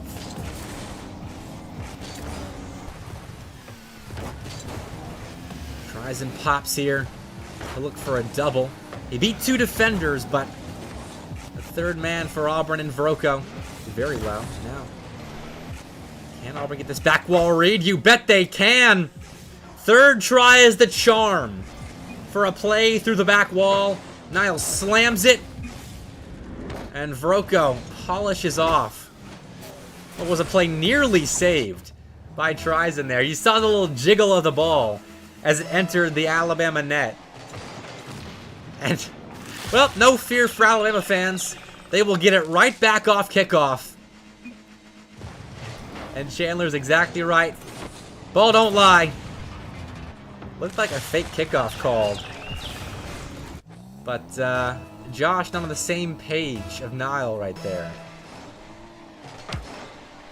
So we'll get back to a standard kickoff here. Broco. A miss. Sets up Mango for a shot. Is deflected by Alabama.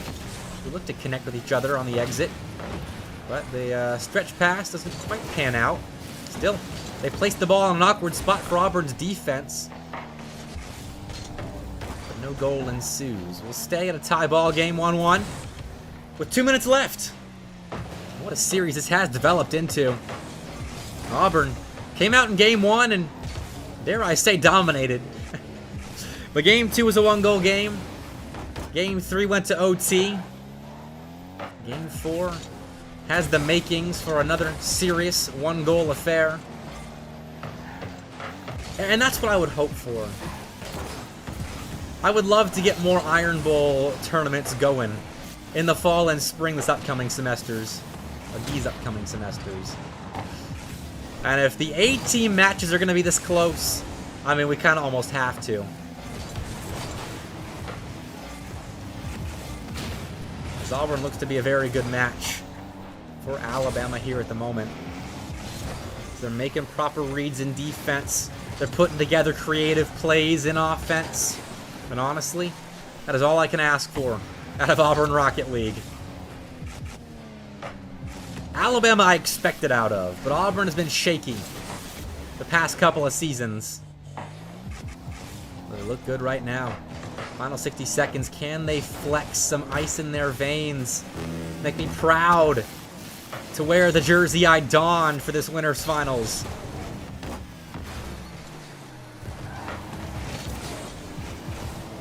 Alabama, a chance to take the lead late, but they are denied by Niall. And now Gray has a lot of time to be purchased in the defensive end, but his transaction is successful. He pays back his debt with a big miss there in the midfield. That will lead to more defense for the Crimson Tide, if not for a double demo up front. Gray, though, no boost to take advantage of the space cleared by his teammates. Niall off the ceiling. Has his pass deflected.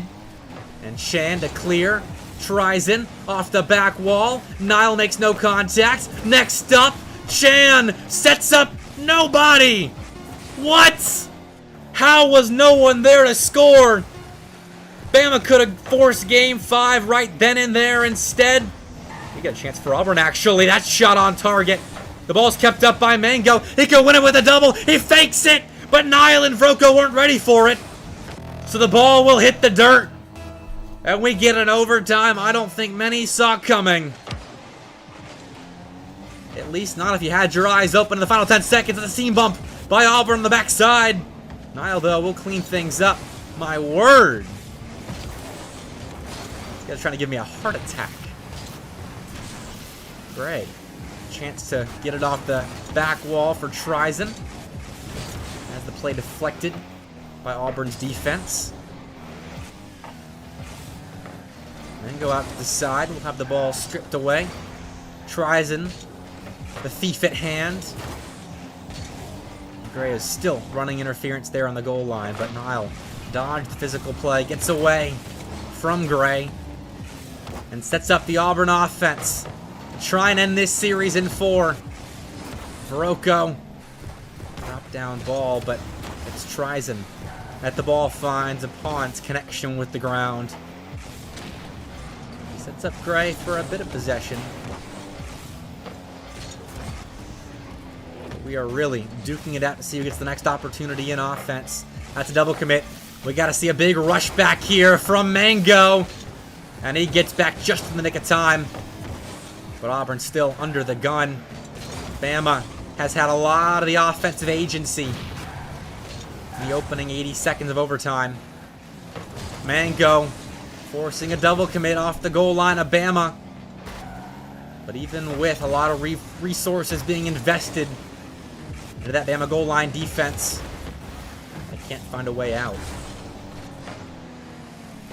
All in possession here. It's awkward for Alabama defensively. And the Tigers take advantage.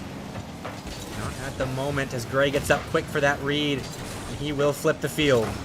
Nile, out center. Chan, forcing a tough block out of Mango, but he makes it. I think he was being interfered with there on the goal line by Gray as well. Either way, Auburn living to fight for another possession. Gray out mid, finding nobody actually. Couldn't get the timing right with Trizen. Now Mango can deflect this ball center, but a great read by Chan. Both teams on their A games right now, it seems. As Auburn desperately tries to avoid Game 5. And Alabama desperately tries to force it.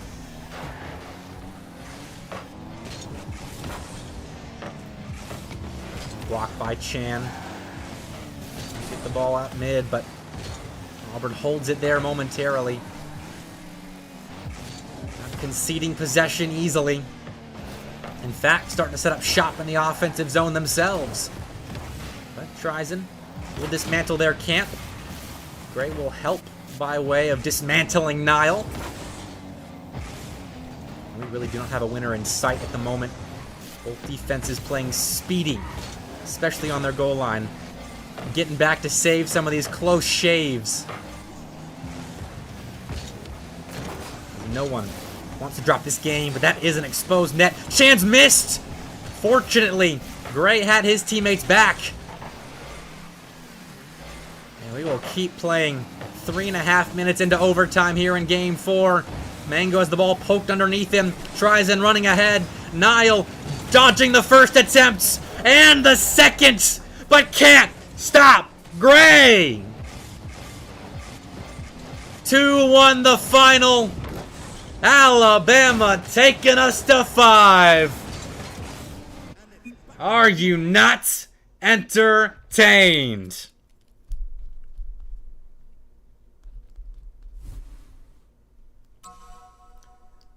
The Rocket League Iron Bowl is not disappointing tonight. 16 shots for Bama to the 9 of Auburn, and yet it took so much for the Crimson Tide to just force that ball over the Auburn line for the win in overtime. My word. It's not looking like we're going to get to stream the lower semifinal. As this one is going the distance. But if you are taking a look at the bracket right now, which we will, as Gray is using the bathroom, I don't blame him, this is a long one. Auburn Orange has taken down Montevallo, and the University of Alabama Tide Pods, we knew this earlier, took down UAB in 2.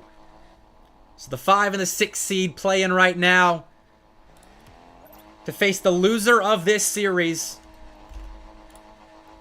And we'll see who that loser is at the end of Game 5. Away we go.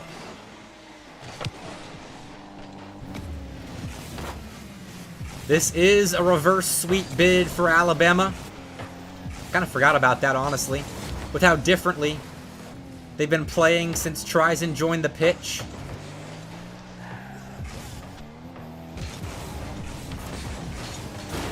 Bama has strung together 2 overtime wins in a row. And Auburn are just trying to stop the bleeding. And if they do stop the bleeding with a win here in Game 5, they will claim at least one game in the grand finals, as well as the spot, as we are playing a best of 7 with game advantage. For those that haven't checked out the rules for the tournament, that's the format of the grand finals. So, you want to be the first team to claim that spot, because that game in hand can mean a lot.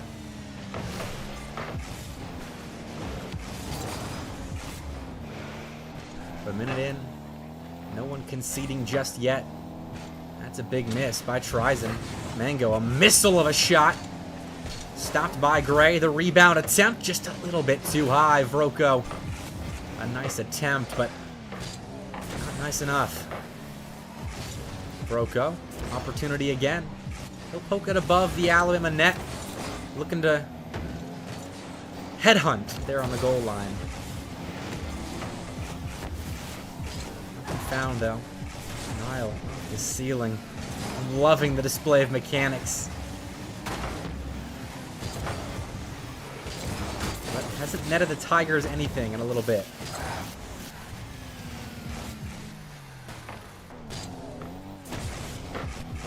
Still an opportunity now as Chance. Awkward! And that half flip. I don't know if that was a clean half flip. Like he was trying to recover from being beaten here on the near side on that 50-50. And yeah, I think he just mistimed his boost on that half flip. And so he ended up going too far out of the net. And he misses the save. Auburn drawing first blood. And second blood.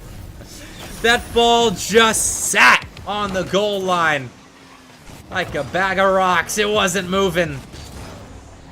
But Josh stepped in and made it move.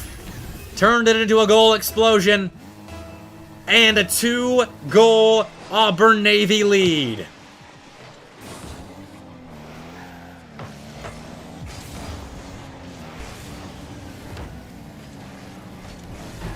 And it feels like things are just now heating up here in Game 5. With over half of it to play. Alabama get a decent opportunity on net right there. But will be forced into more defense by Auburn. Trying to add on to their current lead. Nile, though, sees Vroko taken out right in front of him. But does well as the last man back for the Tigers. Vroko rejoins us from the nether realm. He does very well. Set up Auburn in offense for just a moment, as Alabama did counter immediately back on the other side. I feel like these counterattacks, though, have to either turn into goals quickly or more opportunities found on the rebound, because Auburn is making saves and they're getting out so quickly. They are not allowing Alabama to play much offense in this Game 5. Field domination right now is about 60-40 in favor of Auburn. So Bama, in the final 100 seconds of Game 5, could use, I feel, some established offense. And that pop back is a tough read for Chan. Leading Vroko to intercept that ball. Mango and Nile combining for a nice little tandem play at the midfield line. Now a bit of chaos out in front of the Alabama net, but Auburn emerging from the chaos victorious as Nile puts the Tigers up a trio of goals. And how big is that score for Auburn? Again, giving their opponent a little bit of hope when it comes to reverse sweep attempts.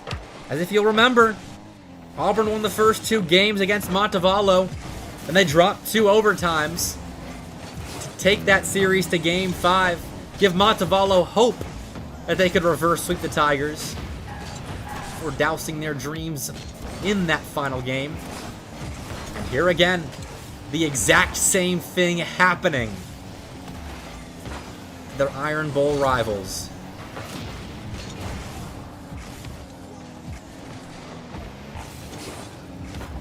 Chan, a center ball. That Trizen will be able to get to, but that shot's not going to do much of anything except for keep possession in the name of the Crimson Tide, which I said was a good thing. But with their possession, they still have not been able to break through the Auburn defense. Whereas on the other side of the ball, Auburn's offense has looked dynamic. It's looked creative. And these boys are just playing around each other phenomenally. That goal should seal it. Auburn will be the first grand finalist in our first battle for Bama in a very, very long time.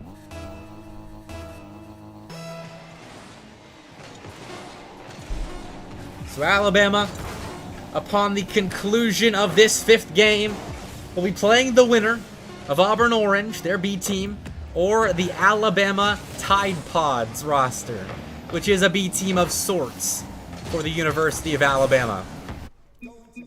As that is a Game 5 beatdown that the Auburn Tigers just handed their longtime foes. And I'll admit, I'm very proud.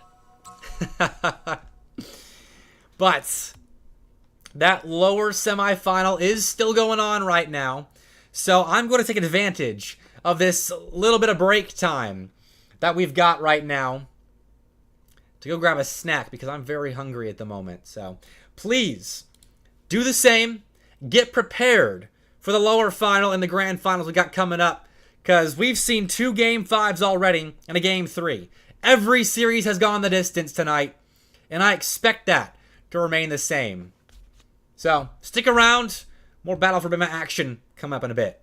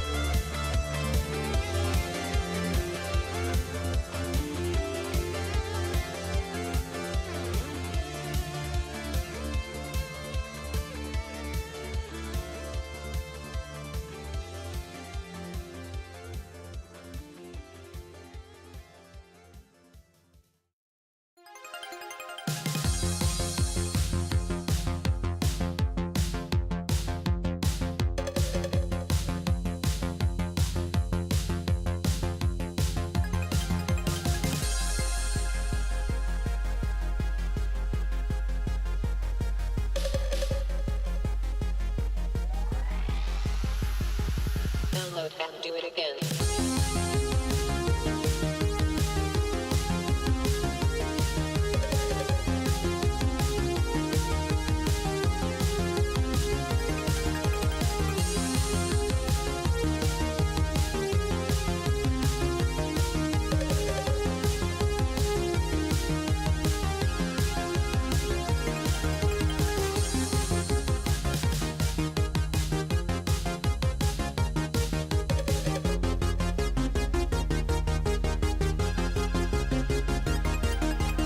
Download and do it again.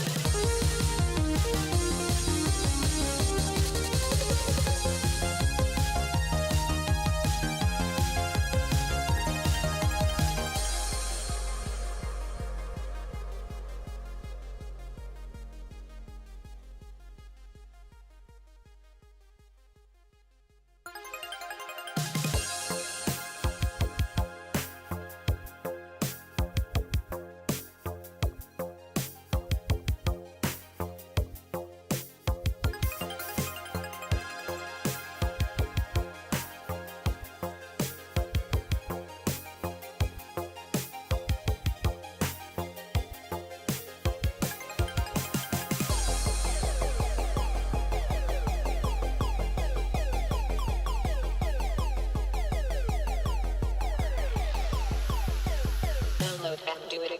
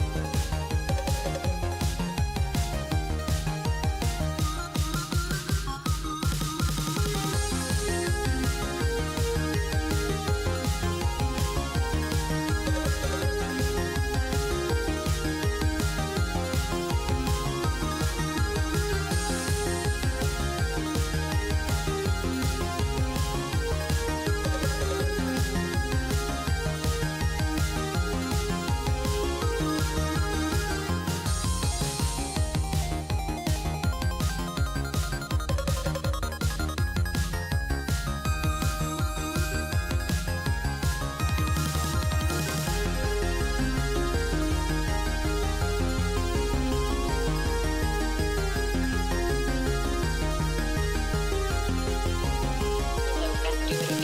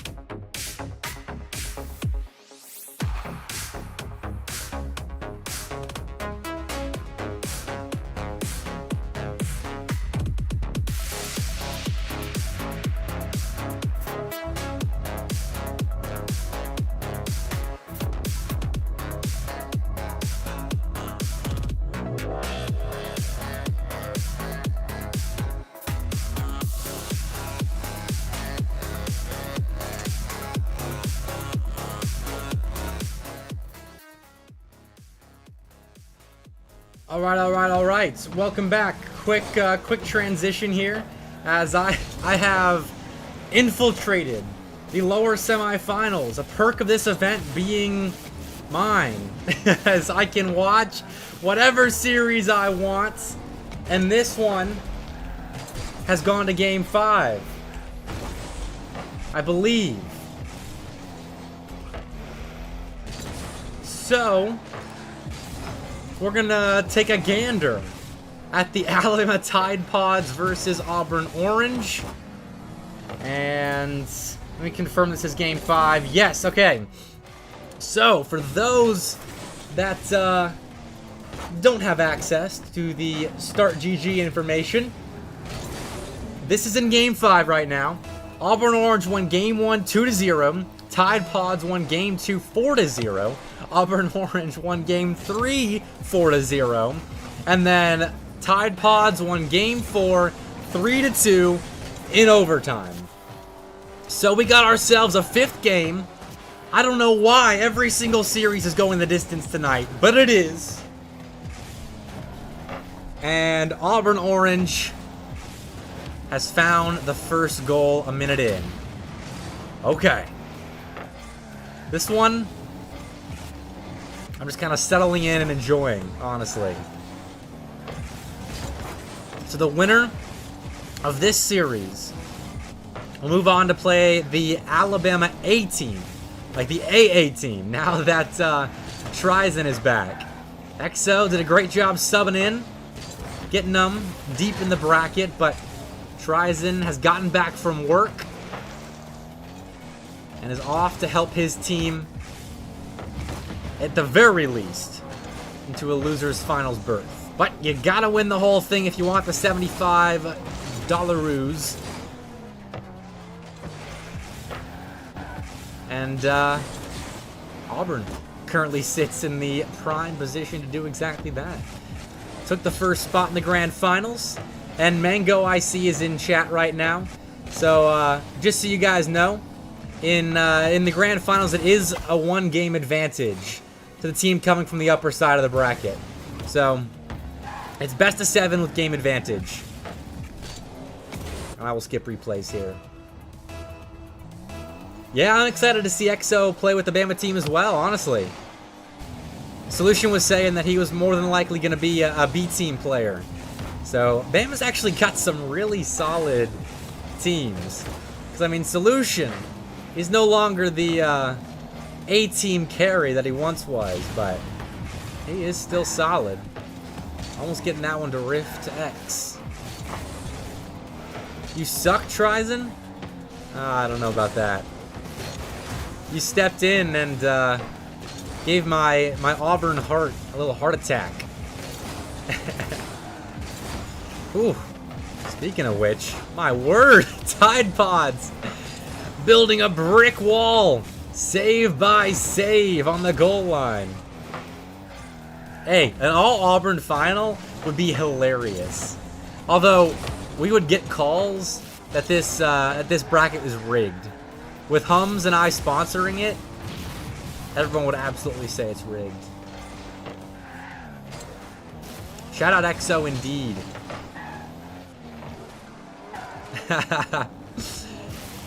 Yeah, if either of these two teams tries and beat you guys in the lower finals, something's wrong. Although, I saw you guys lost to UTK White in Summer Series quals. So I'm kind of wondering what happened with that, honestly. Because I mean, UTKY I think is better than both these teams, but Georgia did 2 to be fair. Yeah, Georgia is Georgia's off and on though, really off and on. Chan trolled. Okay, fair enough. Oh shoot, I'm not in the habit of skipping replays.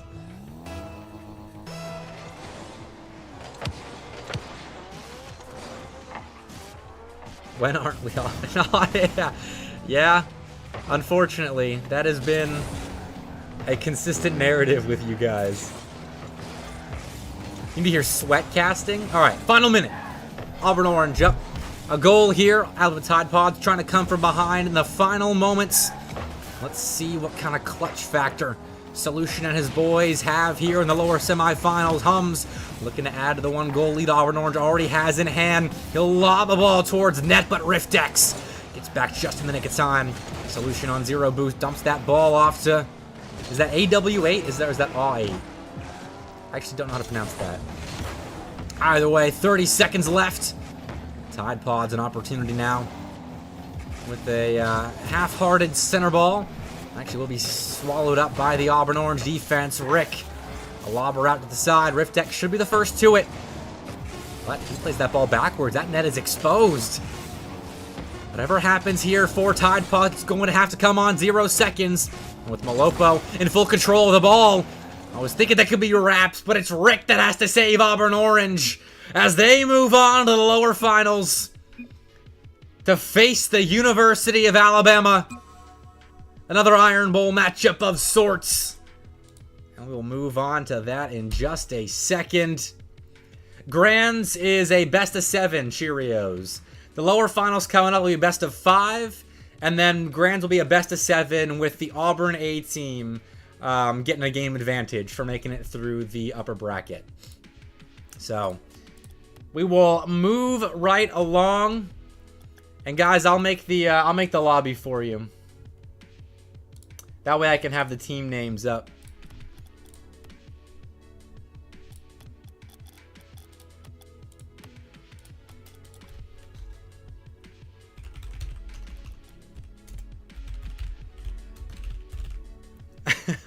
What?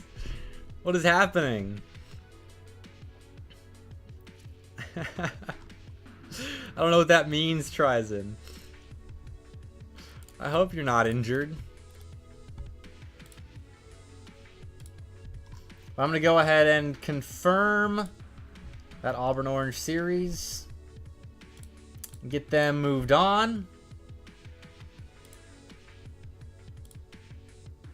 And once you guys are checked in, thank you, Gray. Thank you for reiterating.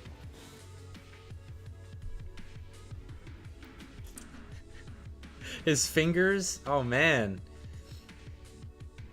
It was that kind of winners finals, was it? Your finger got cut? Is it on like the back side of your hands or the part where you're actually like gripping the controller? Because if you cut your thumb and you're playing, I don't know. Do you guys? I don't play as much Rocket League as you guys do. Do you get like calluses on your thumbs from playing so much with controllers? Oh my word, dude! Grab a Band-Aid or some gauze or something.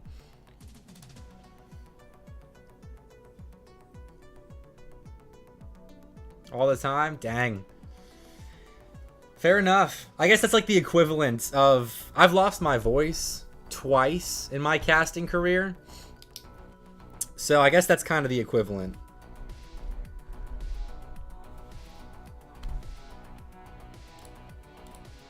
Alright, as soon as everybody checks in... Actually, I'm just going to start the match. I know you're all here. I'll make the lobby.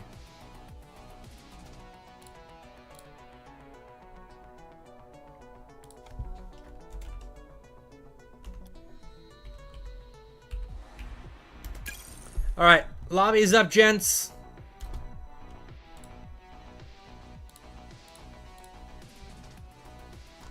I hope I didn't mix up the team colors. I have a tendency to do that. Oh, I totally did. Oh well, that's alright. I know the results. But the lobby is up. And we'll get started in just a second. You're going to sleep, Bro Turkey? Dude, it is 9:30. You're not going to stay for the Iron Bowl lower finals, then potential grand finals as well?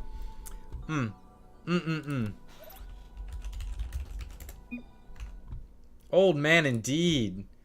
Dude graduates and then he is just geriatric.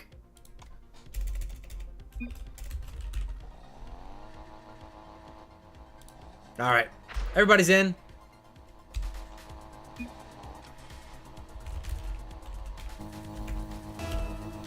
Let's do this thing. And I switched the team, so I gotta switch them on the overlay. There we go. Okay, you're in Eastern time? Still. 10:30.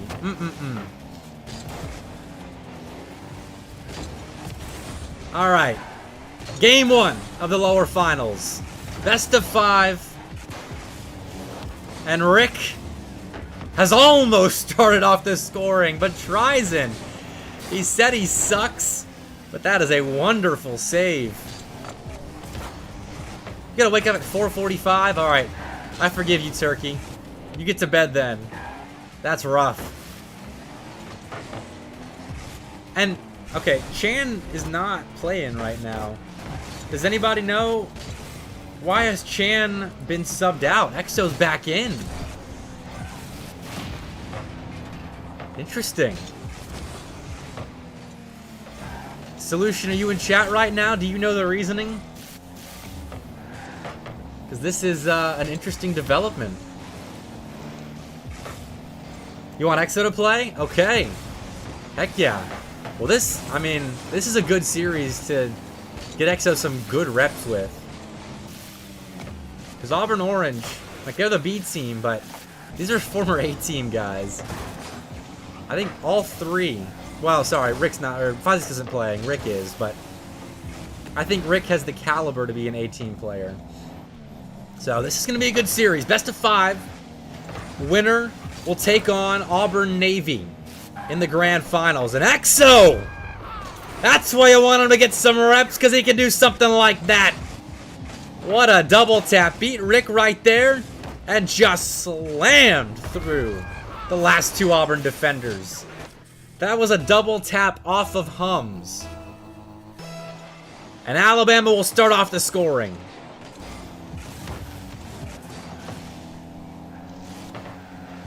Rick looking to answer, though. Tries and will find another save. He's come up big a couple of times already. Keep the goose egg next to Auburn's name.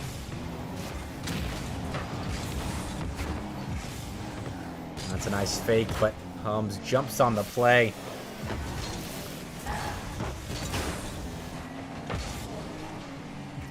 So far, extremely close. I wouldn't be surprised to see this one go the distance again. Every series on stream tonight, I can count the lower semifinal, since I put that one on stream, has gone to either Game 3 or Game 5. And I expect no less from this one, in all honesty. Should be a good one. Exo fakes for Gray, and that is a wonderful finish. 2-0 Alabama. Malopo and Exo both go up, and what was that? That just saw a ghost. Hold on a second, I gotta clip that. It was like a Rick just phased through one of the players right there. That was weird.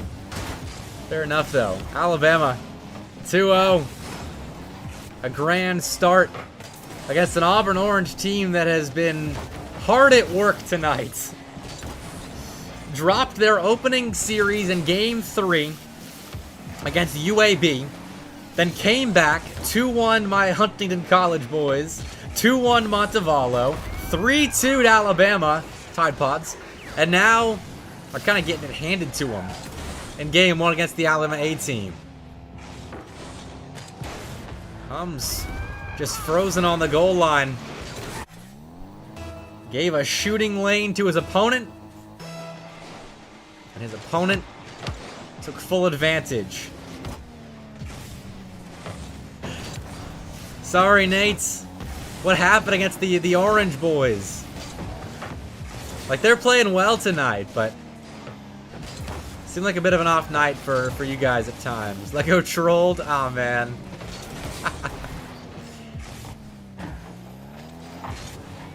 All right, now, Auburn Orange. They're trying to make the 3-1 upset of you guys earlier worth it. But Alabama right now looking the better of the two teams. Not allowing much offense. Ah, team effort troll. Yeah, that's fair. This kind of summer tournament really is trying to get all these teams back and grinding the game. Nice shot by Rick. First goal for Auburn Orange.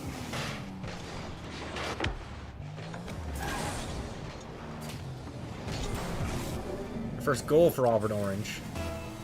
Sometimes I'll do that. When I'm reading chat, I'll just like go on autopilot mode, say words, and then realize I probably said a word wrong. the fun of casting and producing, which I really enjoy. These streams have really become fun, and they were already fun. I don't know if you guys remember the Indie Gaming League days.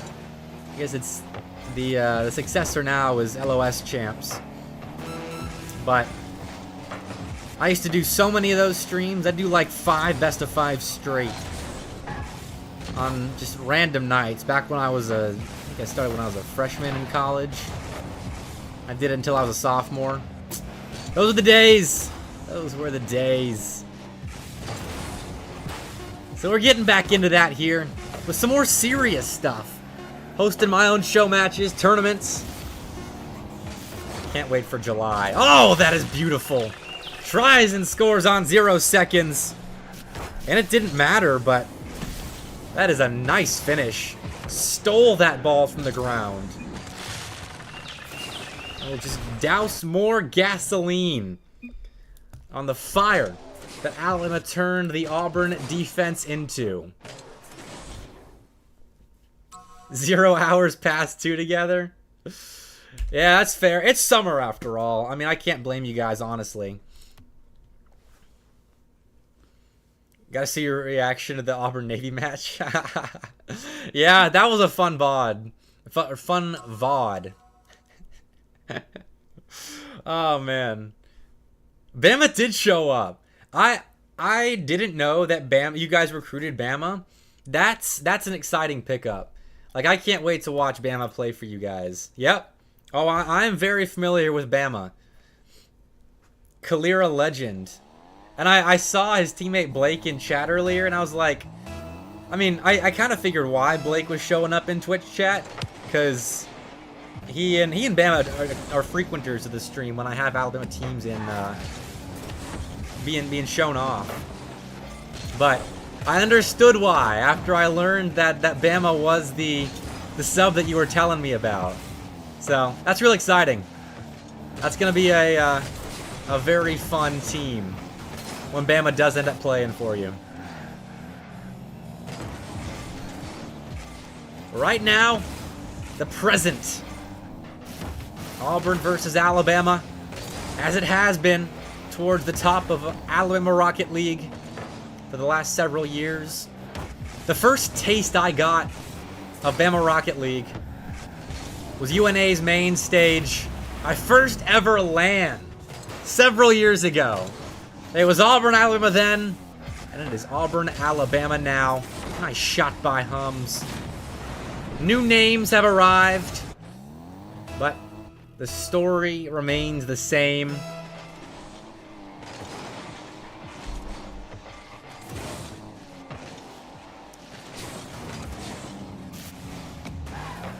Did you choose to time out? Are you trying to redeem the timeout thing? Yeah, it's your choice. You can use that for something better, though. I'll probably do a channel point prediction for the grand finals, honestly. Well, you gotta redeem it first. You can't just say you're gonna do it. You gotta actually spend the points. I think it's a 10-minute timeout.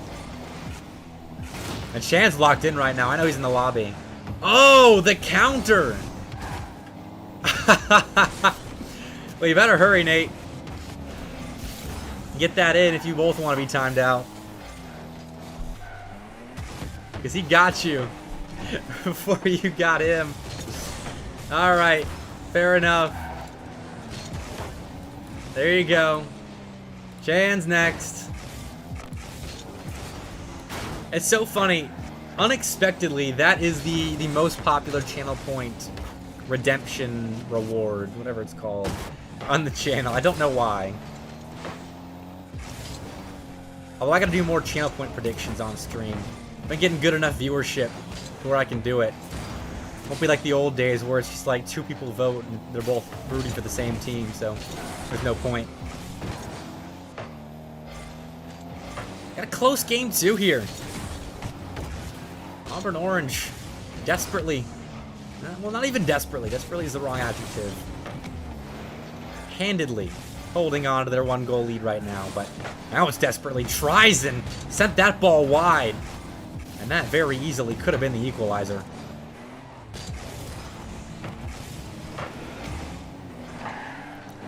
Now Malopo pops the ball up for himself. Not quite on target. So Gray will transition the other way. This is a much slower paced game relative to what we saw the Auburn Navy versus Alabama series being. Does it make sense? Not quite as seasoned playing with EXO as they are with the Gray, Tries, and Chan trio. So you slow down a little bit to get adjusted. And also Auburn Orange, I think probably the same. Not quite as seasoned playing together. Especially with Rick. I actually don't know how many reps Rick's gotten in outside of the series tonight during the bracket and the scrim with Navy that Orange played beforehand. But either way, that net's open. I think a bump might have carved out a path for that ball. Malopo was at the midfield line, and yet, oh, he just got bumper card backwards by Gray. Ah, that one hurts. Especially an old Auburn Rocket League guy as well. 1-1. Bama taking the hard-earned one-goal Auburn lead away from them. But Orange, an attempt to take it right back. A go-ahead goal in the final 60 seconds would do wonders for whoever finds it.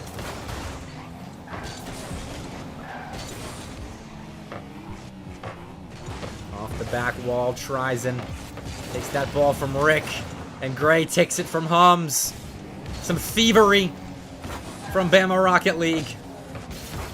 And it'll lead to a go-ahead second goal. Bama down for the majority of this game. Find themselves a late lead in game 2. And if they can close it out, that'll be 2-0 in the series.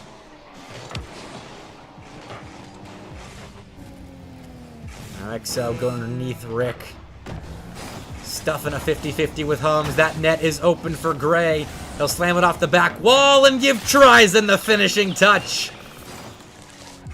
3-1. Alabama coming from behind here in game 2. It seemed sluggish.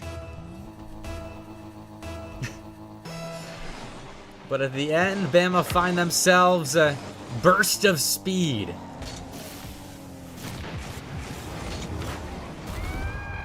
And they are just running away with things now.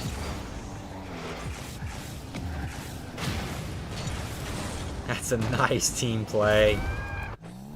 Trisen and Gray doing everything in their power to set up EXO for success.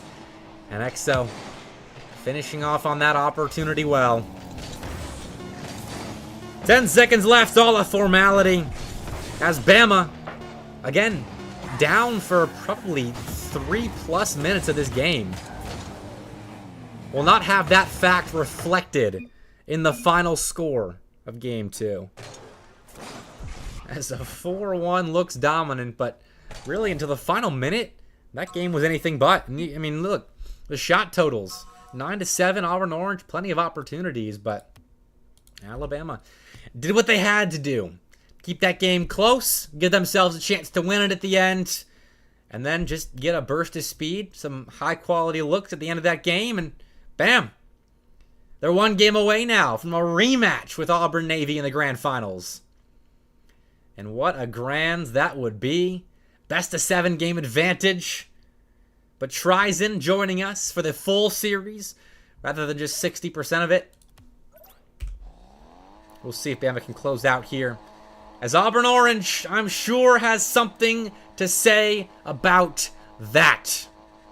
They would love a full Auburn Grand Finals in the battle for Bama.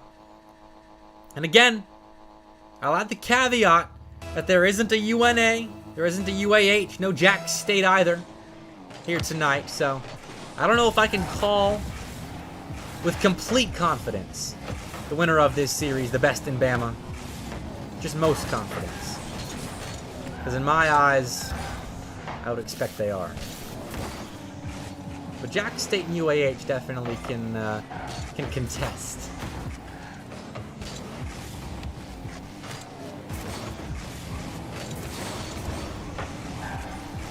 Gray out to the side. Trying to set up Trizen for a finish. Alabama has the bulk of the possession off kickoff, and it took them 26 seconds, but they'll find first blood. It's Exo again. Takes a challenge with Humbz, and Malopo and Rick were both caught out. 1-0 Alabama.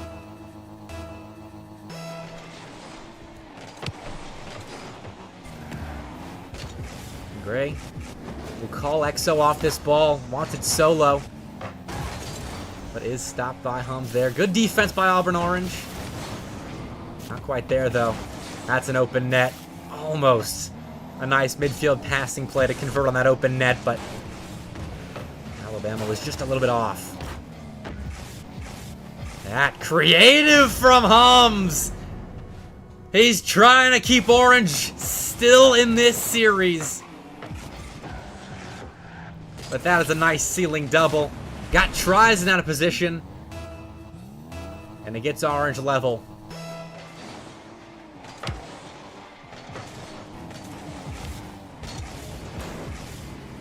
Now Exo. Flip reset. On target. The play is stopped by Humbz. But what an effort from Exo. I can see why the Bama RL guys are excited about this guy. That is going to be a scary B team this upcoming fall semester. Trizen off the corner wall.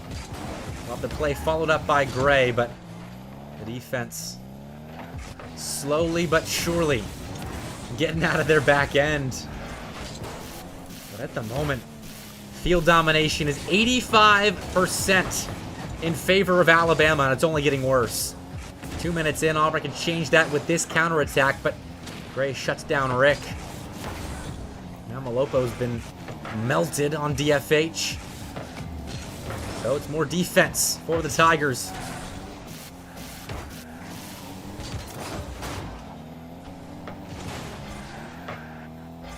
So, following up a ball that Trizen so graciously left him. But it's just kind of a backboard hit. No real follow-up for Bama. So, Auburn Orange find themselves an out. Man, if you were to just look at the possession numbers in this game, 80% to 20%, and the shot totals, which is now 4 shots to 2, you would not expect this game to be tied. With Auburn Orange now giving themselves a chance to take a lead. Rick out center. Has that ball intercepted by Gray. Will pop up for Trizen.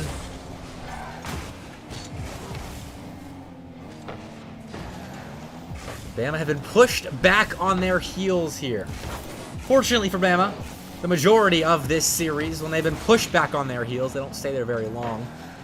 They have the mechanical ability and the speed to get out of defense quickly. Now Auburn, try as they might, really can't keep their opponents locked in the defensive end for very long.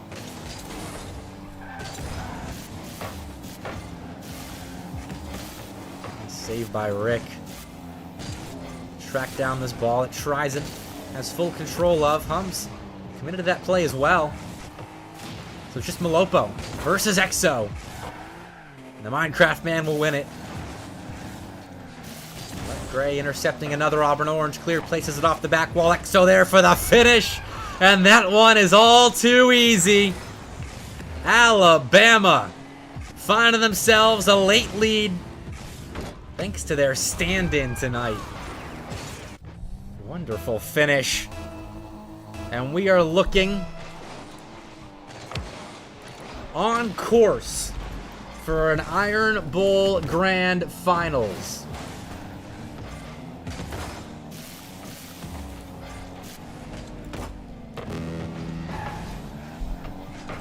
Well, 60 seconds left. We will see what Auburn Orange has to say about that. They've been on a good run tonight. Every one of their series going to Game 3 or Game 5. This one, unfortunately, could end in 3. But now that we've reached the best of 5 stage of the bracket, that is not what they would like. Comes out to the side, has that stretch pass intercepted by Exo, but they still allow a shot on target that tries and gets in the way of. And that is ambitious from Humbz, going corner to corner, pre-jumping, defensive control. 10 seconds here.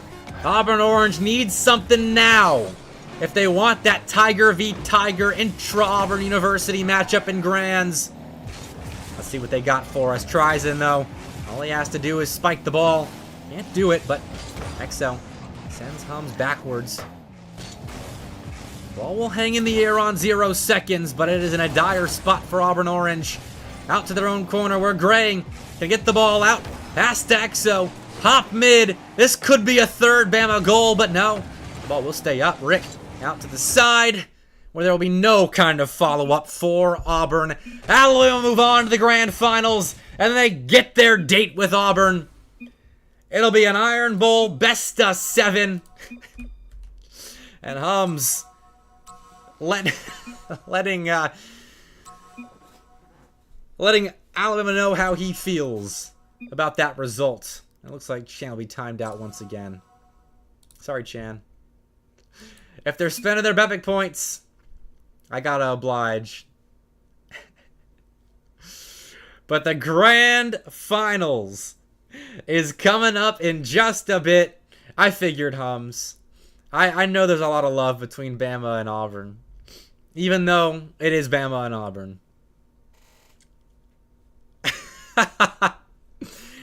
Oh, sorry, Humbz. Duty calls. Back in 10 minutes. Which will be back in just a little bit. With the grand finals, the battle for Bama. Humbz and I put up $75. The winner of this series gets all of that. And we'll have that result coming up in just a bit. Don't go far. Last time these two teams played, it went to Game 5. I expect no less this time around. I'll see you there.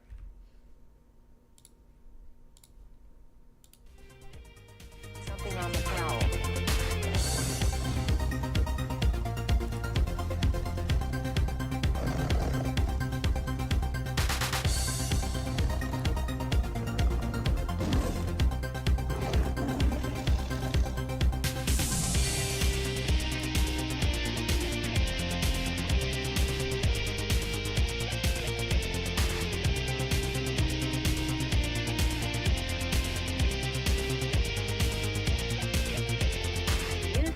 首都圏では現在数人が行方不明と報道されている。そしてなぜか同時に猫のような巨大な獣が目撃されている。現在警察庁はこの不可解な神隠しのような事件を解決できていない。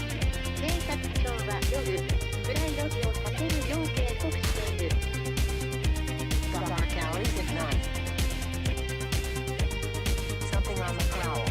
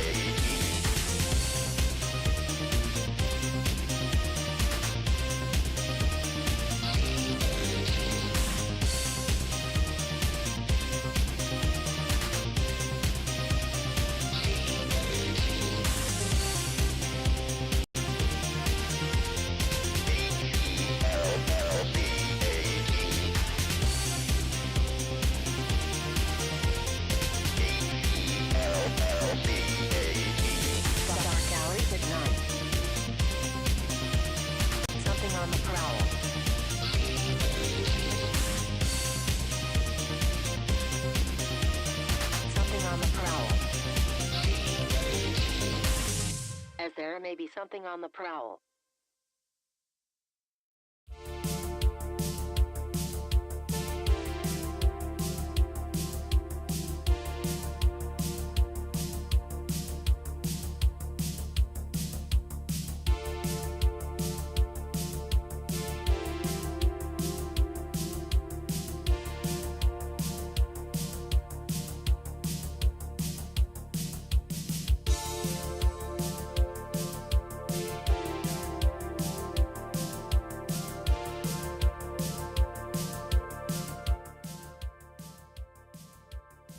Alright, apparently, I'm going to have to increase the price of my timeout.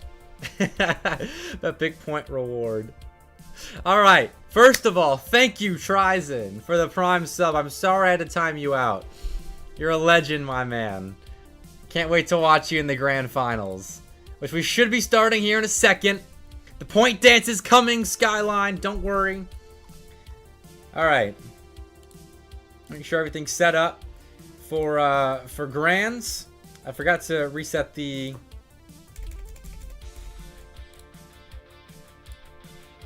info and my overlay. Alright.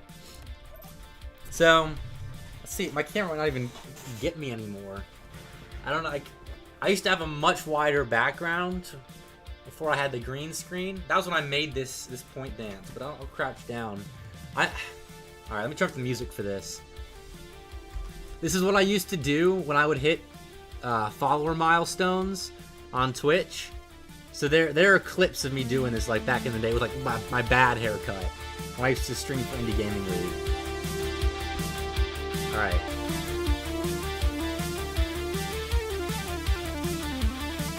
I can't stand with the earbuds. I can't hear the music with the earbuds. Alright. I used to have headphones as well.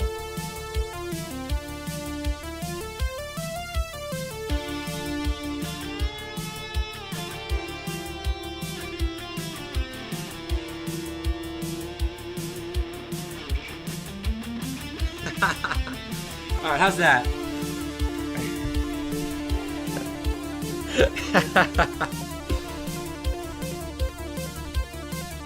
I haven't danced on stream in a minute. Hog shirt. Just a white shirt. Although you can see the stains from dinner on it. I didn't realize that. Hold on a second. Hold on.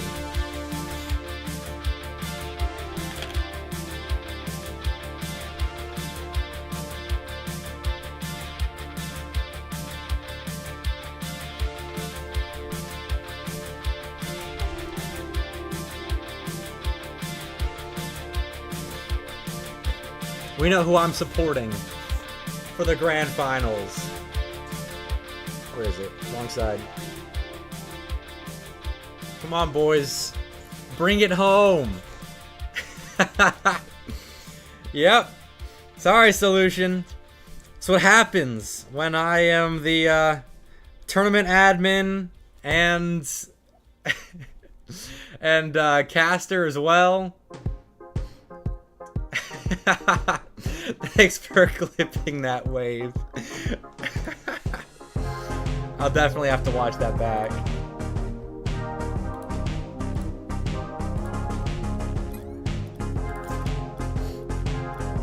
We should be getting in here just a second. I don't know where the boys are at.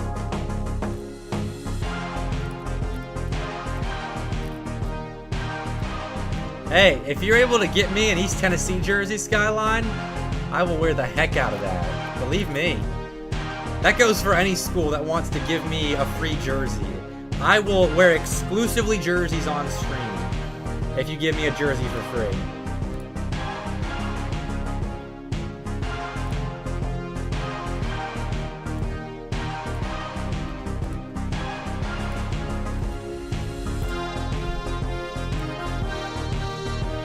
Alright. Where are my teams at?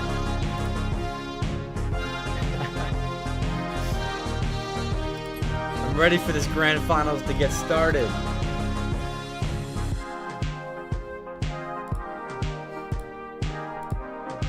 I'll show the bracket off again one more time. It's We got a moment. Good night, Skyline. Thanks for popping in, timing out, making me dance, and then going to sleep. Oh man. Alright, there's the bracket. The players just joined in, so you get a short glimpse at it. Because this grand finals is about to get started.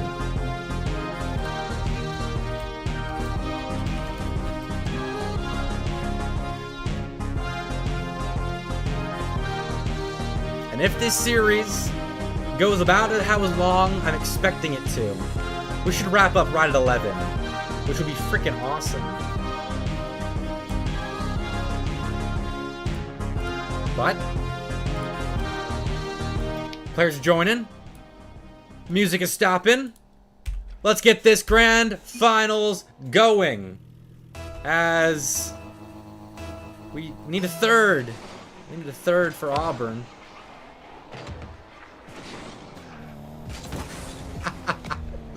All right, fair enough, fair enough. We're gonna wait a little bit longer for that grand finals.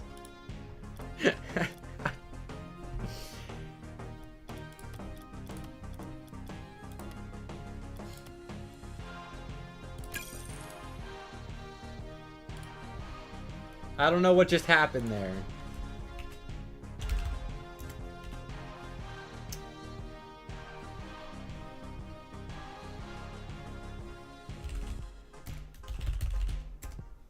Okay. Everybody's in again. Yeah, a little trolling. A little trolling. That's alright. It's alright. That was the first game that we didn't get because of the game advantage. Are we doing it again?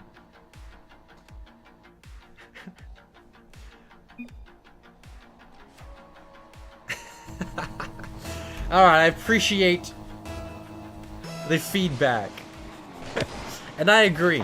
I was just going along with Start GG, but we are off! Grand Finals has finally started. No more fake games. Only the real thing. Game 2 of this best of 7 with a game advantage for Auburn University for winning that 5-game thriller earlier on tonight. And shout out to my girlfriend for bringing me a milkshake for the grand finals. Fueling me up, because this one could be a long one. We'll see. EXO's getting us kicked off. 40 seconds in. Tries and set him up with just pure speed through the corner. And EXO knocked that play down. Fixed overlay? What's wrong with the overlay? Oh, okay, I see what you mean. Whoa! It's 1-1. Alright. Mango dropped that ball down, and Grit just got dunked. Niall making his presence known on the grand finals stage.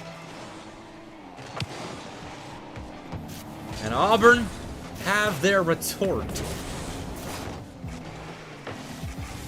Different Josh. Different Josh. This is Mango. That's just Josh. Whoa. Another close shave. This time, Auburn, the team doing the shaving.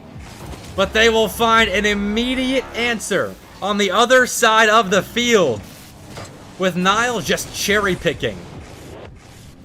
Receives an outlet pass from Vroko. And that is perfect. 2-1, the Tigers storm out in front.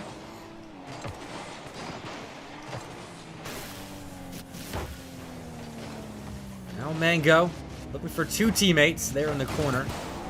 He tries and intercepts and puts that ball dangerously in front of the Bama goal. No harm done though, except for maybe give Auburn some more possession. We'll see what they do with it. Great, we'll get that ball over Vroko, so the answer. The unposed question is nothing. They will do nothing with it. It's a big dunk. Very good speed, though, but hits it off a Niall. It's a little awkward in game 2 right now, as that is an open net, and Auburn is going to convert on it. Niall's got a hat trick, and we're just 2 minutes into game 2 here.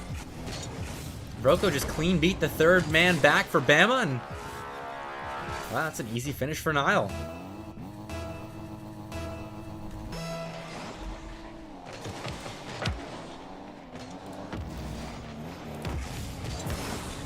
Let's see how Bama responds here. As if you will remember, earlier on, before the tries and substitution was made in the winter or the winter finals rather, Auburn did take a 2-0 series lead before Trison came back, and it was the typical starting 3 for the Bama boys. And here, Auburn dominant so far in game 1. Game 2.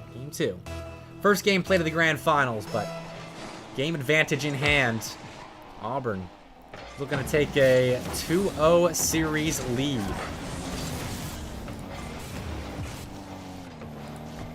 Tries and looking for an answer though. Light flick. Stopped by Niall. Secondary opportunity is a double tap from Gray. Welcome, Gray, to the grand finals stage. We are happy to have you. Beautiful shot. This is Auburn Navy. I took off the color signifier because the A team for both sides. Figure we're just getting an Alabama versus Auburn matchup. Straight up Iron Bowl.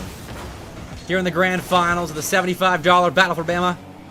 Presented by Mr. Humbz. And myself a little bit. But Humbz, this was his idea. And it has been a fantastic night so far. He provided the bulk of the prize pool. And his boys might claim it. Oh yeah, title's not updated. Thanks for the heads up. Now it is. But if you are here for good Rocket League, well, I was gonna say Orange would provide good Rocket League, but they just played this Bama team, and it didn't go so well. But Navy's getting some revenge here. Vroko! A double tap off the back wall. Deny any possibility of an Alabama run here in game 2. He just stepped up big time. 93 seconds left.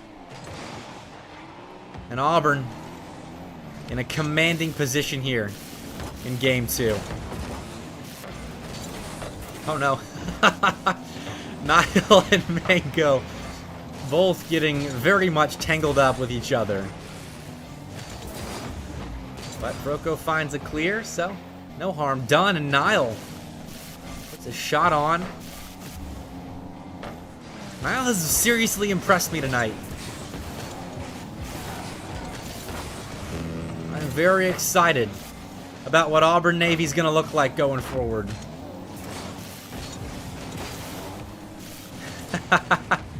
What's up, Bravo? How you doing, my man? This is a good time to start some Auburn chants, because they look solid in game 2. Just the start of this grand finals, and Alabama more than has it in them. They want to make a comeback happen here, but starting down in a 2-game hole. Not an easy deficit to come back from. And they nearly did it earlier. But that game 5 slipped away from them. Hence the reason we're here. With Auburn a game in hand, but Alabama trying to end game 2 on their terms. 7 seconds left. Comeback is possible.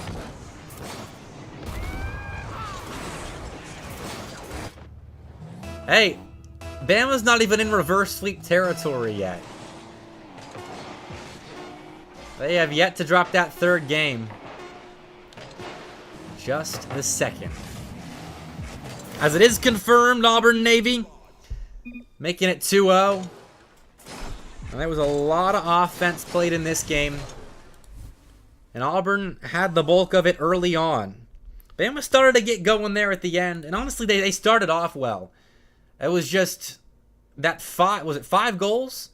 No, it was 4 straight goals that Auburn scored around the middle of the game. And capped it off with one extra one to deny a run from Bama. But look at those numbers.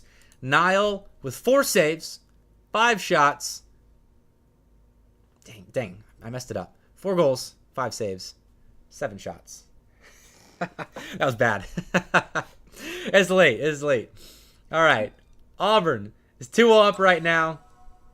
And Humbz, you're being yelled at to ready up, I think.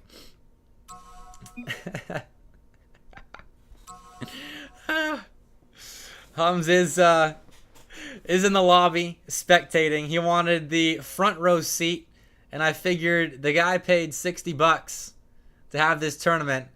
He is more than welcome to get a front row seat to whatever he likes in this bracket. But here we go with Game 3 of the Battle for Bama Grand Finals.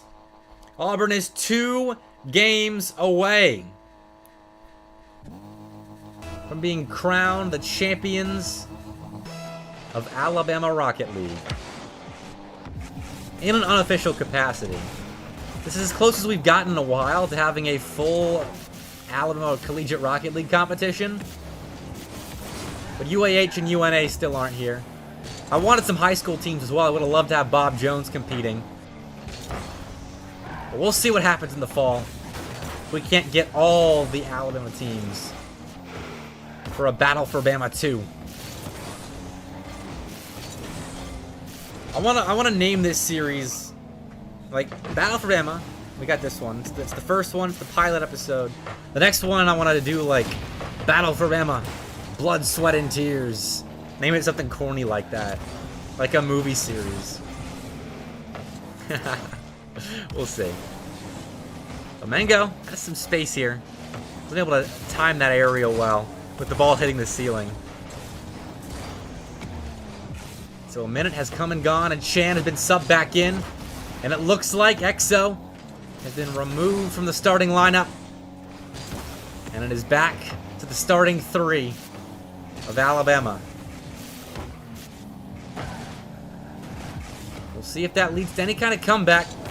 You did see earlier in the winners finals, if you were watching, a definite speed increase and just a general sense of comfortability on the Crimson Tide side once they did get their regular 3 in there. Can you bet money on this? Sure. You find someone to bet money with. Oh, Nile. Like, he wanted that ball from Mango, but it works out. Vroko steps in for the finish. And Nile just kind of bumped Mango away. But that, I guess, call-off or miscommunication or just pure aggression from Nile ends up paying off as Vroko steps in as a great third man and gives Auburn first blood. Vroko adds another off kickoff. He just forces this in. He was the cheating player right here. Gray turns the wrong way and tries and gets bodied.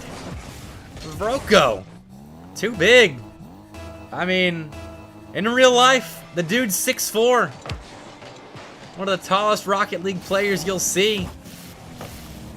So I can see how he would win that muscle battle on the goal line. But Gray gets revenge on Auburn very quickly after Auburn found their second goal. Nile tried to collect that ball, but Gray was so quick to hop on that play. And Auburn has their lead cut in half. Gray trying to take it away completely. He'll get through 2. Mango's a bit out of position, but no one moved up aggressively to play that ball. And Vroko getting himself a hat trick on 2 shots. 2 go here. And how does that not count for a shot for Vroko? Okay. Vroko's shooting 3 for 2 right now. He's having himself a game. Doesn't care that the Bama roster's back to full strength. That's a nice demo as well. This is the Vroko that I watched help lead a team within a couple of series of making CRL just a couple years ago. He is stepping up big time in the grand finals. And he's setting up the next man up. Mango, Duncan Gray. Tries and has all the space in the world to try and clear the zone. Unfortunately for him, though, can't win the 50-50 at the end of the play. Now over to the side. Nile takes that ball from Bama. A chance on an open net to make it 4. And Auburn looking extremely good.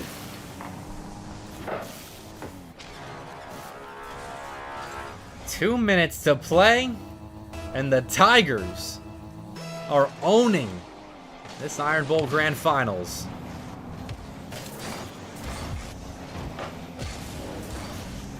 But that bump was missed on Gray. He's dangerous in this kind of situation. And he's shown exactly why, exactly twice. Gets through Nile, right past Vroko, and just demolishes that challenge on the goal line. Mango, I'm sure, didn't know what hit him. 100 seconds left here. Let's see what kind of comeback attempt Bama can notch. This is a good look as Chan delays his finish to let the ball creep out in front of the net. And that's an open net to cut the lead to 1.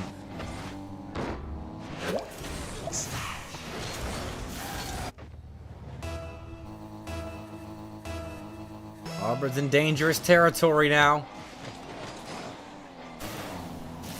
I'm sure they don't want to let this lead slip right out from under their noses. Miles trying his best not to let it. He sets up the hot hand in Vroko, and he burns the Bama defense. 2 went up right there, but no one on the blue side of the pitch comes up with contact. Sorry, Bravo. I forgot. I gotta make it a habit of doing points predictions. Here, I'll put one up in a second. I'll do one that's betting on Game 6. Do we get a Game 6?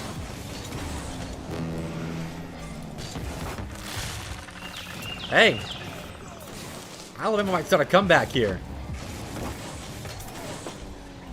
Final minute, down a goal. They very well could.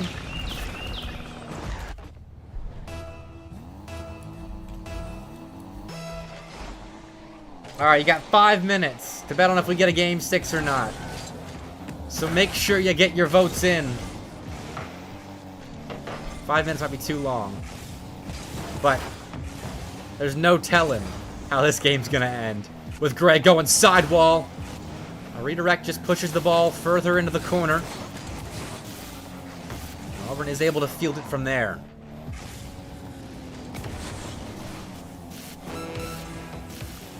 Mango. Sidewall is stuffed by Trizen. And Alabama starting to swarm.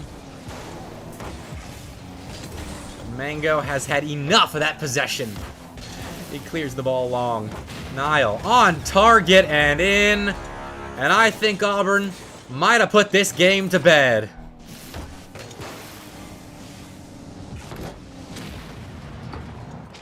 "12 seconds left. Anything's possible." But I'm going to sit back and consume some of this milkshake from Cookout my girlfriend got me.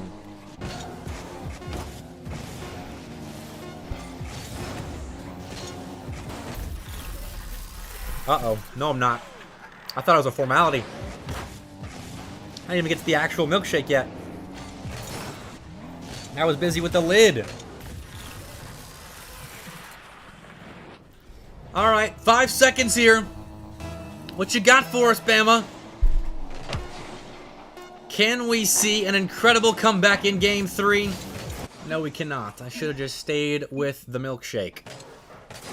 Hey, if anyone knows a contact in the sales department or the marketing department of Cookout, send them my way.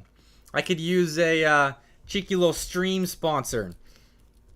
Maybe get the winners of future events some Cookout. I'm a genius at coming up with ideas like that. So if anyone's got the contacts, let me know. But Auburn, one game away from taking home the cash prize. It looked dangerous at the end. I thought Bama might do something there at the end, but Auburn held him at arm's length. And we will move now into game number 4. The Tigers can close things out here, but they need to stay composed.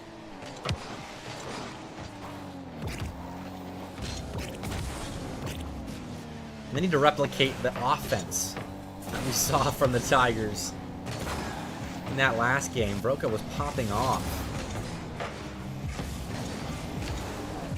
So far, so good, at least in terms of controlling possession, but they found a little gap open up at their midfield line. Tries and found a clear. That Chan will extend later on in the play, but that demo will aid in helping Auburn transition to the offensive zone. They can't completely get there. So Nile on try number 2. Musty's a shot on target.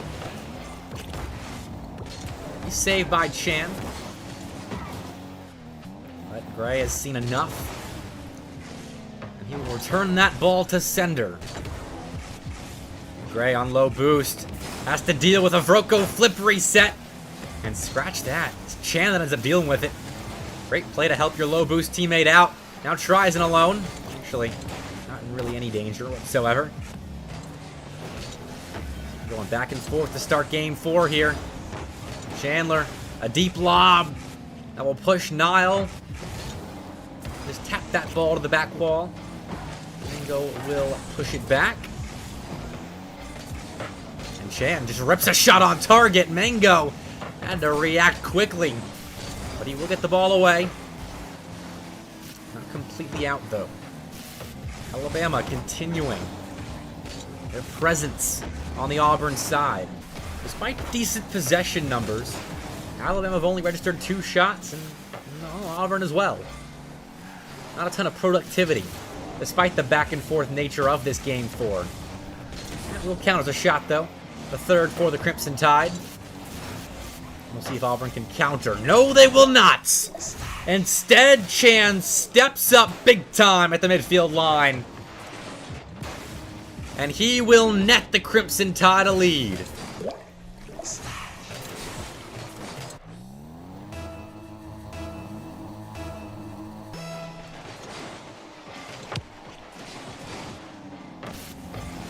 Off kickoff, Auburn will stake claim to the first possession of this sequence.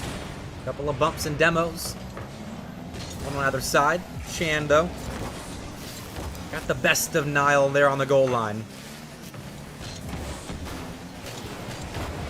And now Vroko avenging his formerly fallen teammate with the demo on the defensive end. Clears some room for Mango, but Chan, upon the reinstatement of car privileges, sets up Gray nicely for a clear out and away. Now Chan with an opening to shoot. Will lay a little lobber towards the Auburn goal line. Vroko is awake, playing defense for the Tigers at the moment. They will find a half a clear. They'll get to the midfield line, but that is as far as they get for now. Nile, though, getting deeper into Bama territory, letting that ball be. The net was open, but the timing not there on the open net conversion. So we will keep Bama in the lead just a little bit longer. Chan out to Gray. Does Auburn know he's there? Didn't look like it. So that will get Bama some possession. Chan's missed, though. And tries and will be called into action to salvage possession here 30 boost in hand to pop over the next defender. Dunk the next, perhaps? Now, Roku gets it low enough to avoid that Tries and Octane. But Chan, hard shot! Taken away. Tries in a harder one!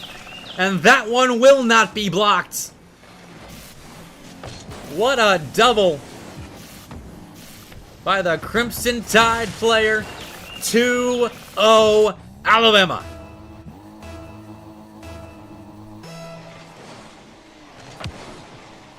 Off kickoff though, Vroko slots the finisher. And this game ain't over yet. Look like a kickoff strategy gone awry for Alabama as Tries and flew past the ball. And that will undo his brilliance on the Auburn defensive end. Nile, one touch, make it 2 off the back wall. He'll cancel his flip to bail out of a play that just wasn't there. Now another opportunity to go solo with it. Pops it strong. Will beat the next man up. Chance to double it. Nile didn't have the read. Chan didn't either. On the first attempt at least. The second one. Nets a clear for Alabama that goes as far as Vroko at the midfield line. Now, Gray on the near side. A good touch out. But Auburn is still cooking in offense. What can they do in the final 30 seconds here to get this closeout game tied? Oh! Gray missed right there. Was called off by Trisen. Chan, little awkward, tries just to play this hard off the corner wall. So Mango, a pinch center. Rocco is right there, but he's coughed that ball up. And Chan an easy clear down to the other end. 10 seconds left here. Tries it with 100 boost. Is a dangerous, dangerous player. He'll put that center. And Mango plays this out to the side. It'll have to be him with 100 boost. Just now fueled up. He'll lob one towards the Bama end. But they stop any semblance of Auburn 0-second brilliance. 8 shots to 6. Alabama 2-1. That was a tight game 4. But Alabama, they stave off elimination just a little bit longer. Auburn still several match points out in front of them, several tournament points out in front of them. But now, I think the channel point prediction is long since expired. But most of you in favor of no, we will not see Game 6. So you're betting on Auburn to win this game here. As we do move into Game 5. Still a good bit at stake here. And the Auburn copy pastas are flooding the chat. I love that. It's too long for my little widget in the corner to even get all of. That's hilarious. Keep it up. Both teams need your support moving into Game 5. As we will get there in just a second. Auburn, another chance to close things out of the battle for Bama. Alabama look to keep playing.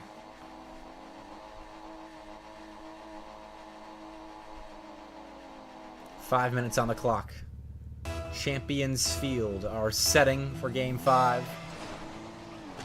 And away we go. If Auburn can find the same level of mechanical brilliance we have seen from them at times in this series, they can easily close out this game. Close out this tournament with the W. But if they get panicky, if they give Alabama space in offense to work with, we could very easily see another game in this best-of-7 grand finals.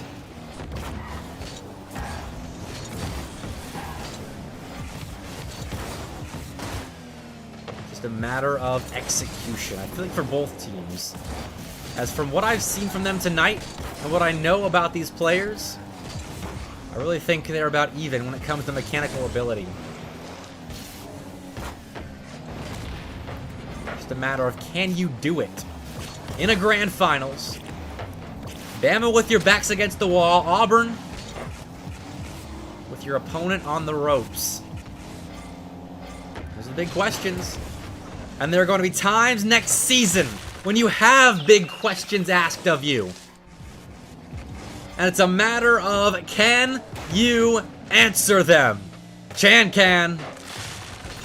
Tries and polishes off the play, but that was set up by the captain of Bama Rocket League.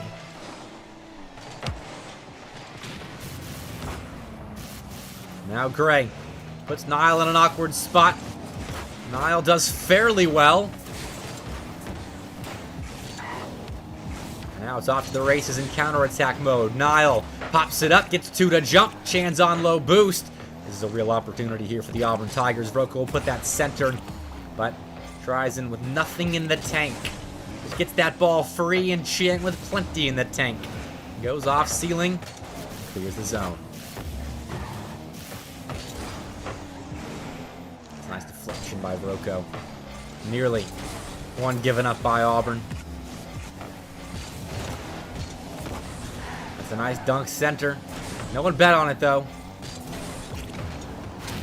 Instead, preferring to set up their offense the old-fashioned way through grueling corner work and demos. Second demo for Mango this game. I'm looking for more. Ball will pop mid, but too high for any kind of follow-up. We're just going corner to corner right now as Auburn is playing with fire, double committing in that position. Their punishment will be defense here with just under a half a game left to play. And that punishment nearly grew to a 2-goal deficit. Gray will keep the play going. Off the back wall, Vroko is dunked by his former teammate. Those two want to land together. That could be an open net. Niall, like the sidewall. I don't think it was an open net with Tristan streaking back. Either way. Still, just the one goal in Game 5. And Chan could make it 2. His hook shot, though, was a setup for a double out of the corner. Doesn't pan out the way I think he was hoping. So Vroko doubles it. Chan collects, but Josh barrels through 2. Didn't bet on the play, coming right back at him. And now Niall, the dish to tie! Niall steps up. And Auburn Navy find themselves level.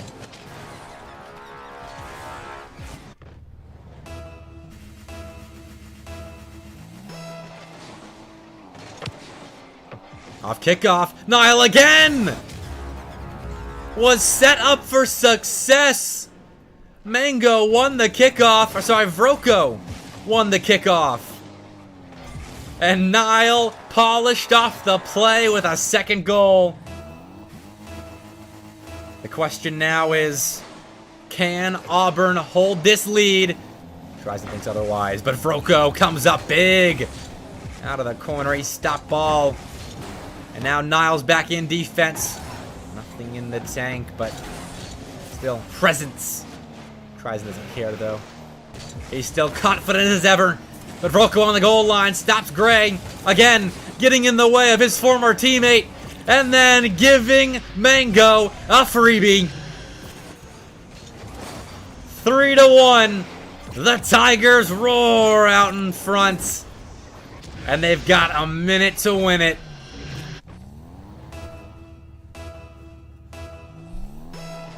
I've seen them throw leads before, however. But is this a new era of Auburn Rocket League? Well, we'll see. Great kickoff by Trizin, and Gray in a 1v1 with Vroko gets a little revenge.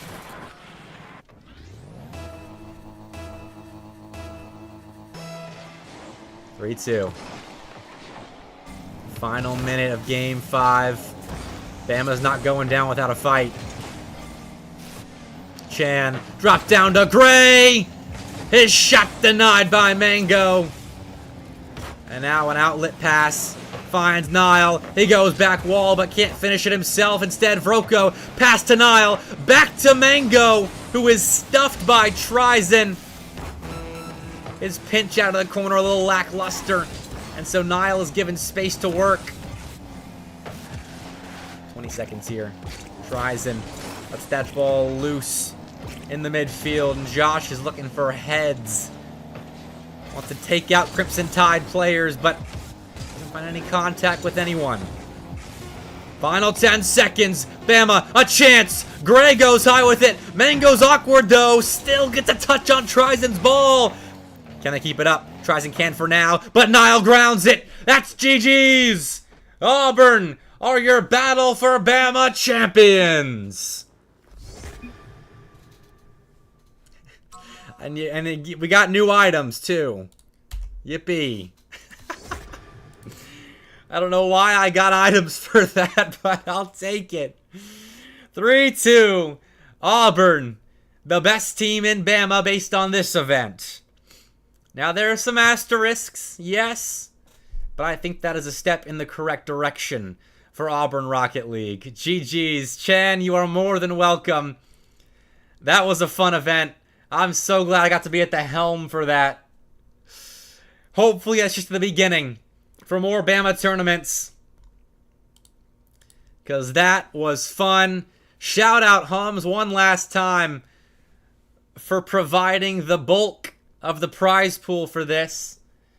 We'll be paying out as soon as we can. But that was so much fun. That was a fun battle for Bama, guys. Thank you to everyone that competed. I've got to leave quickly, or I'd hang around, do an interview or something like that. But I do have to dip, as I have a big travel day ahead of me tomorrow. Where I'm going will be revealed on Twitter later in the week, more than likely. But I do have to say goodbye. War Eagle, thank you so much for watching. I'll see you at the next event. Peace out, guys.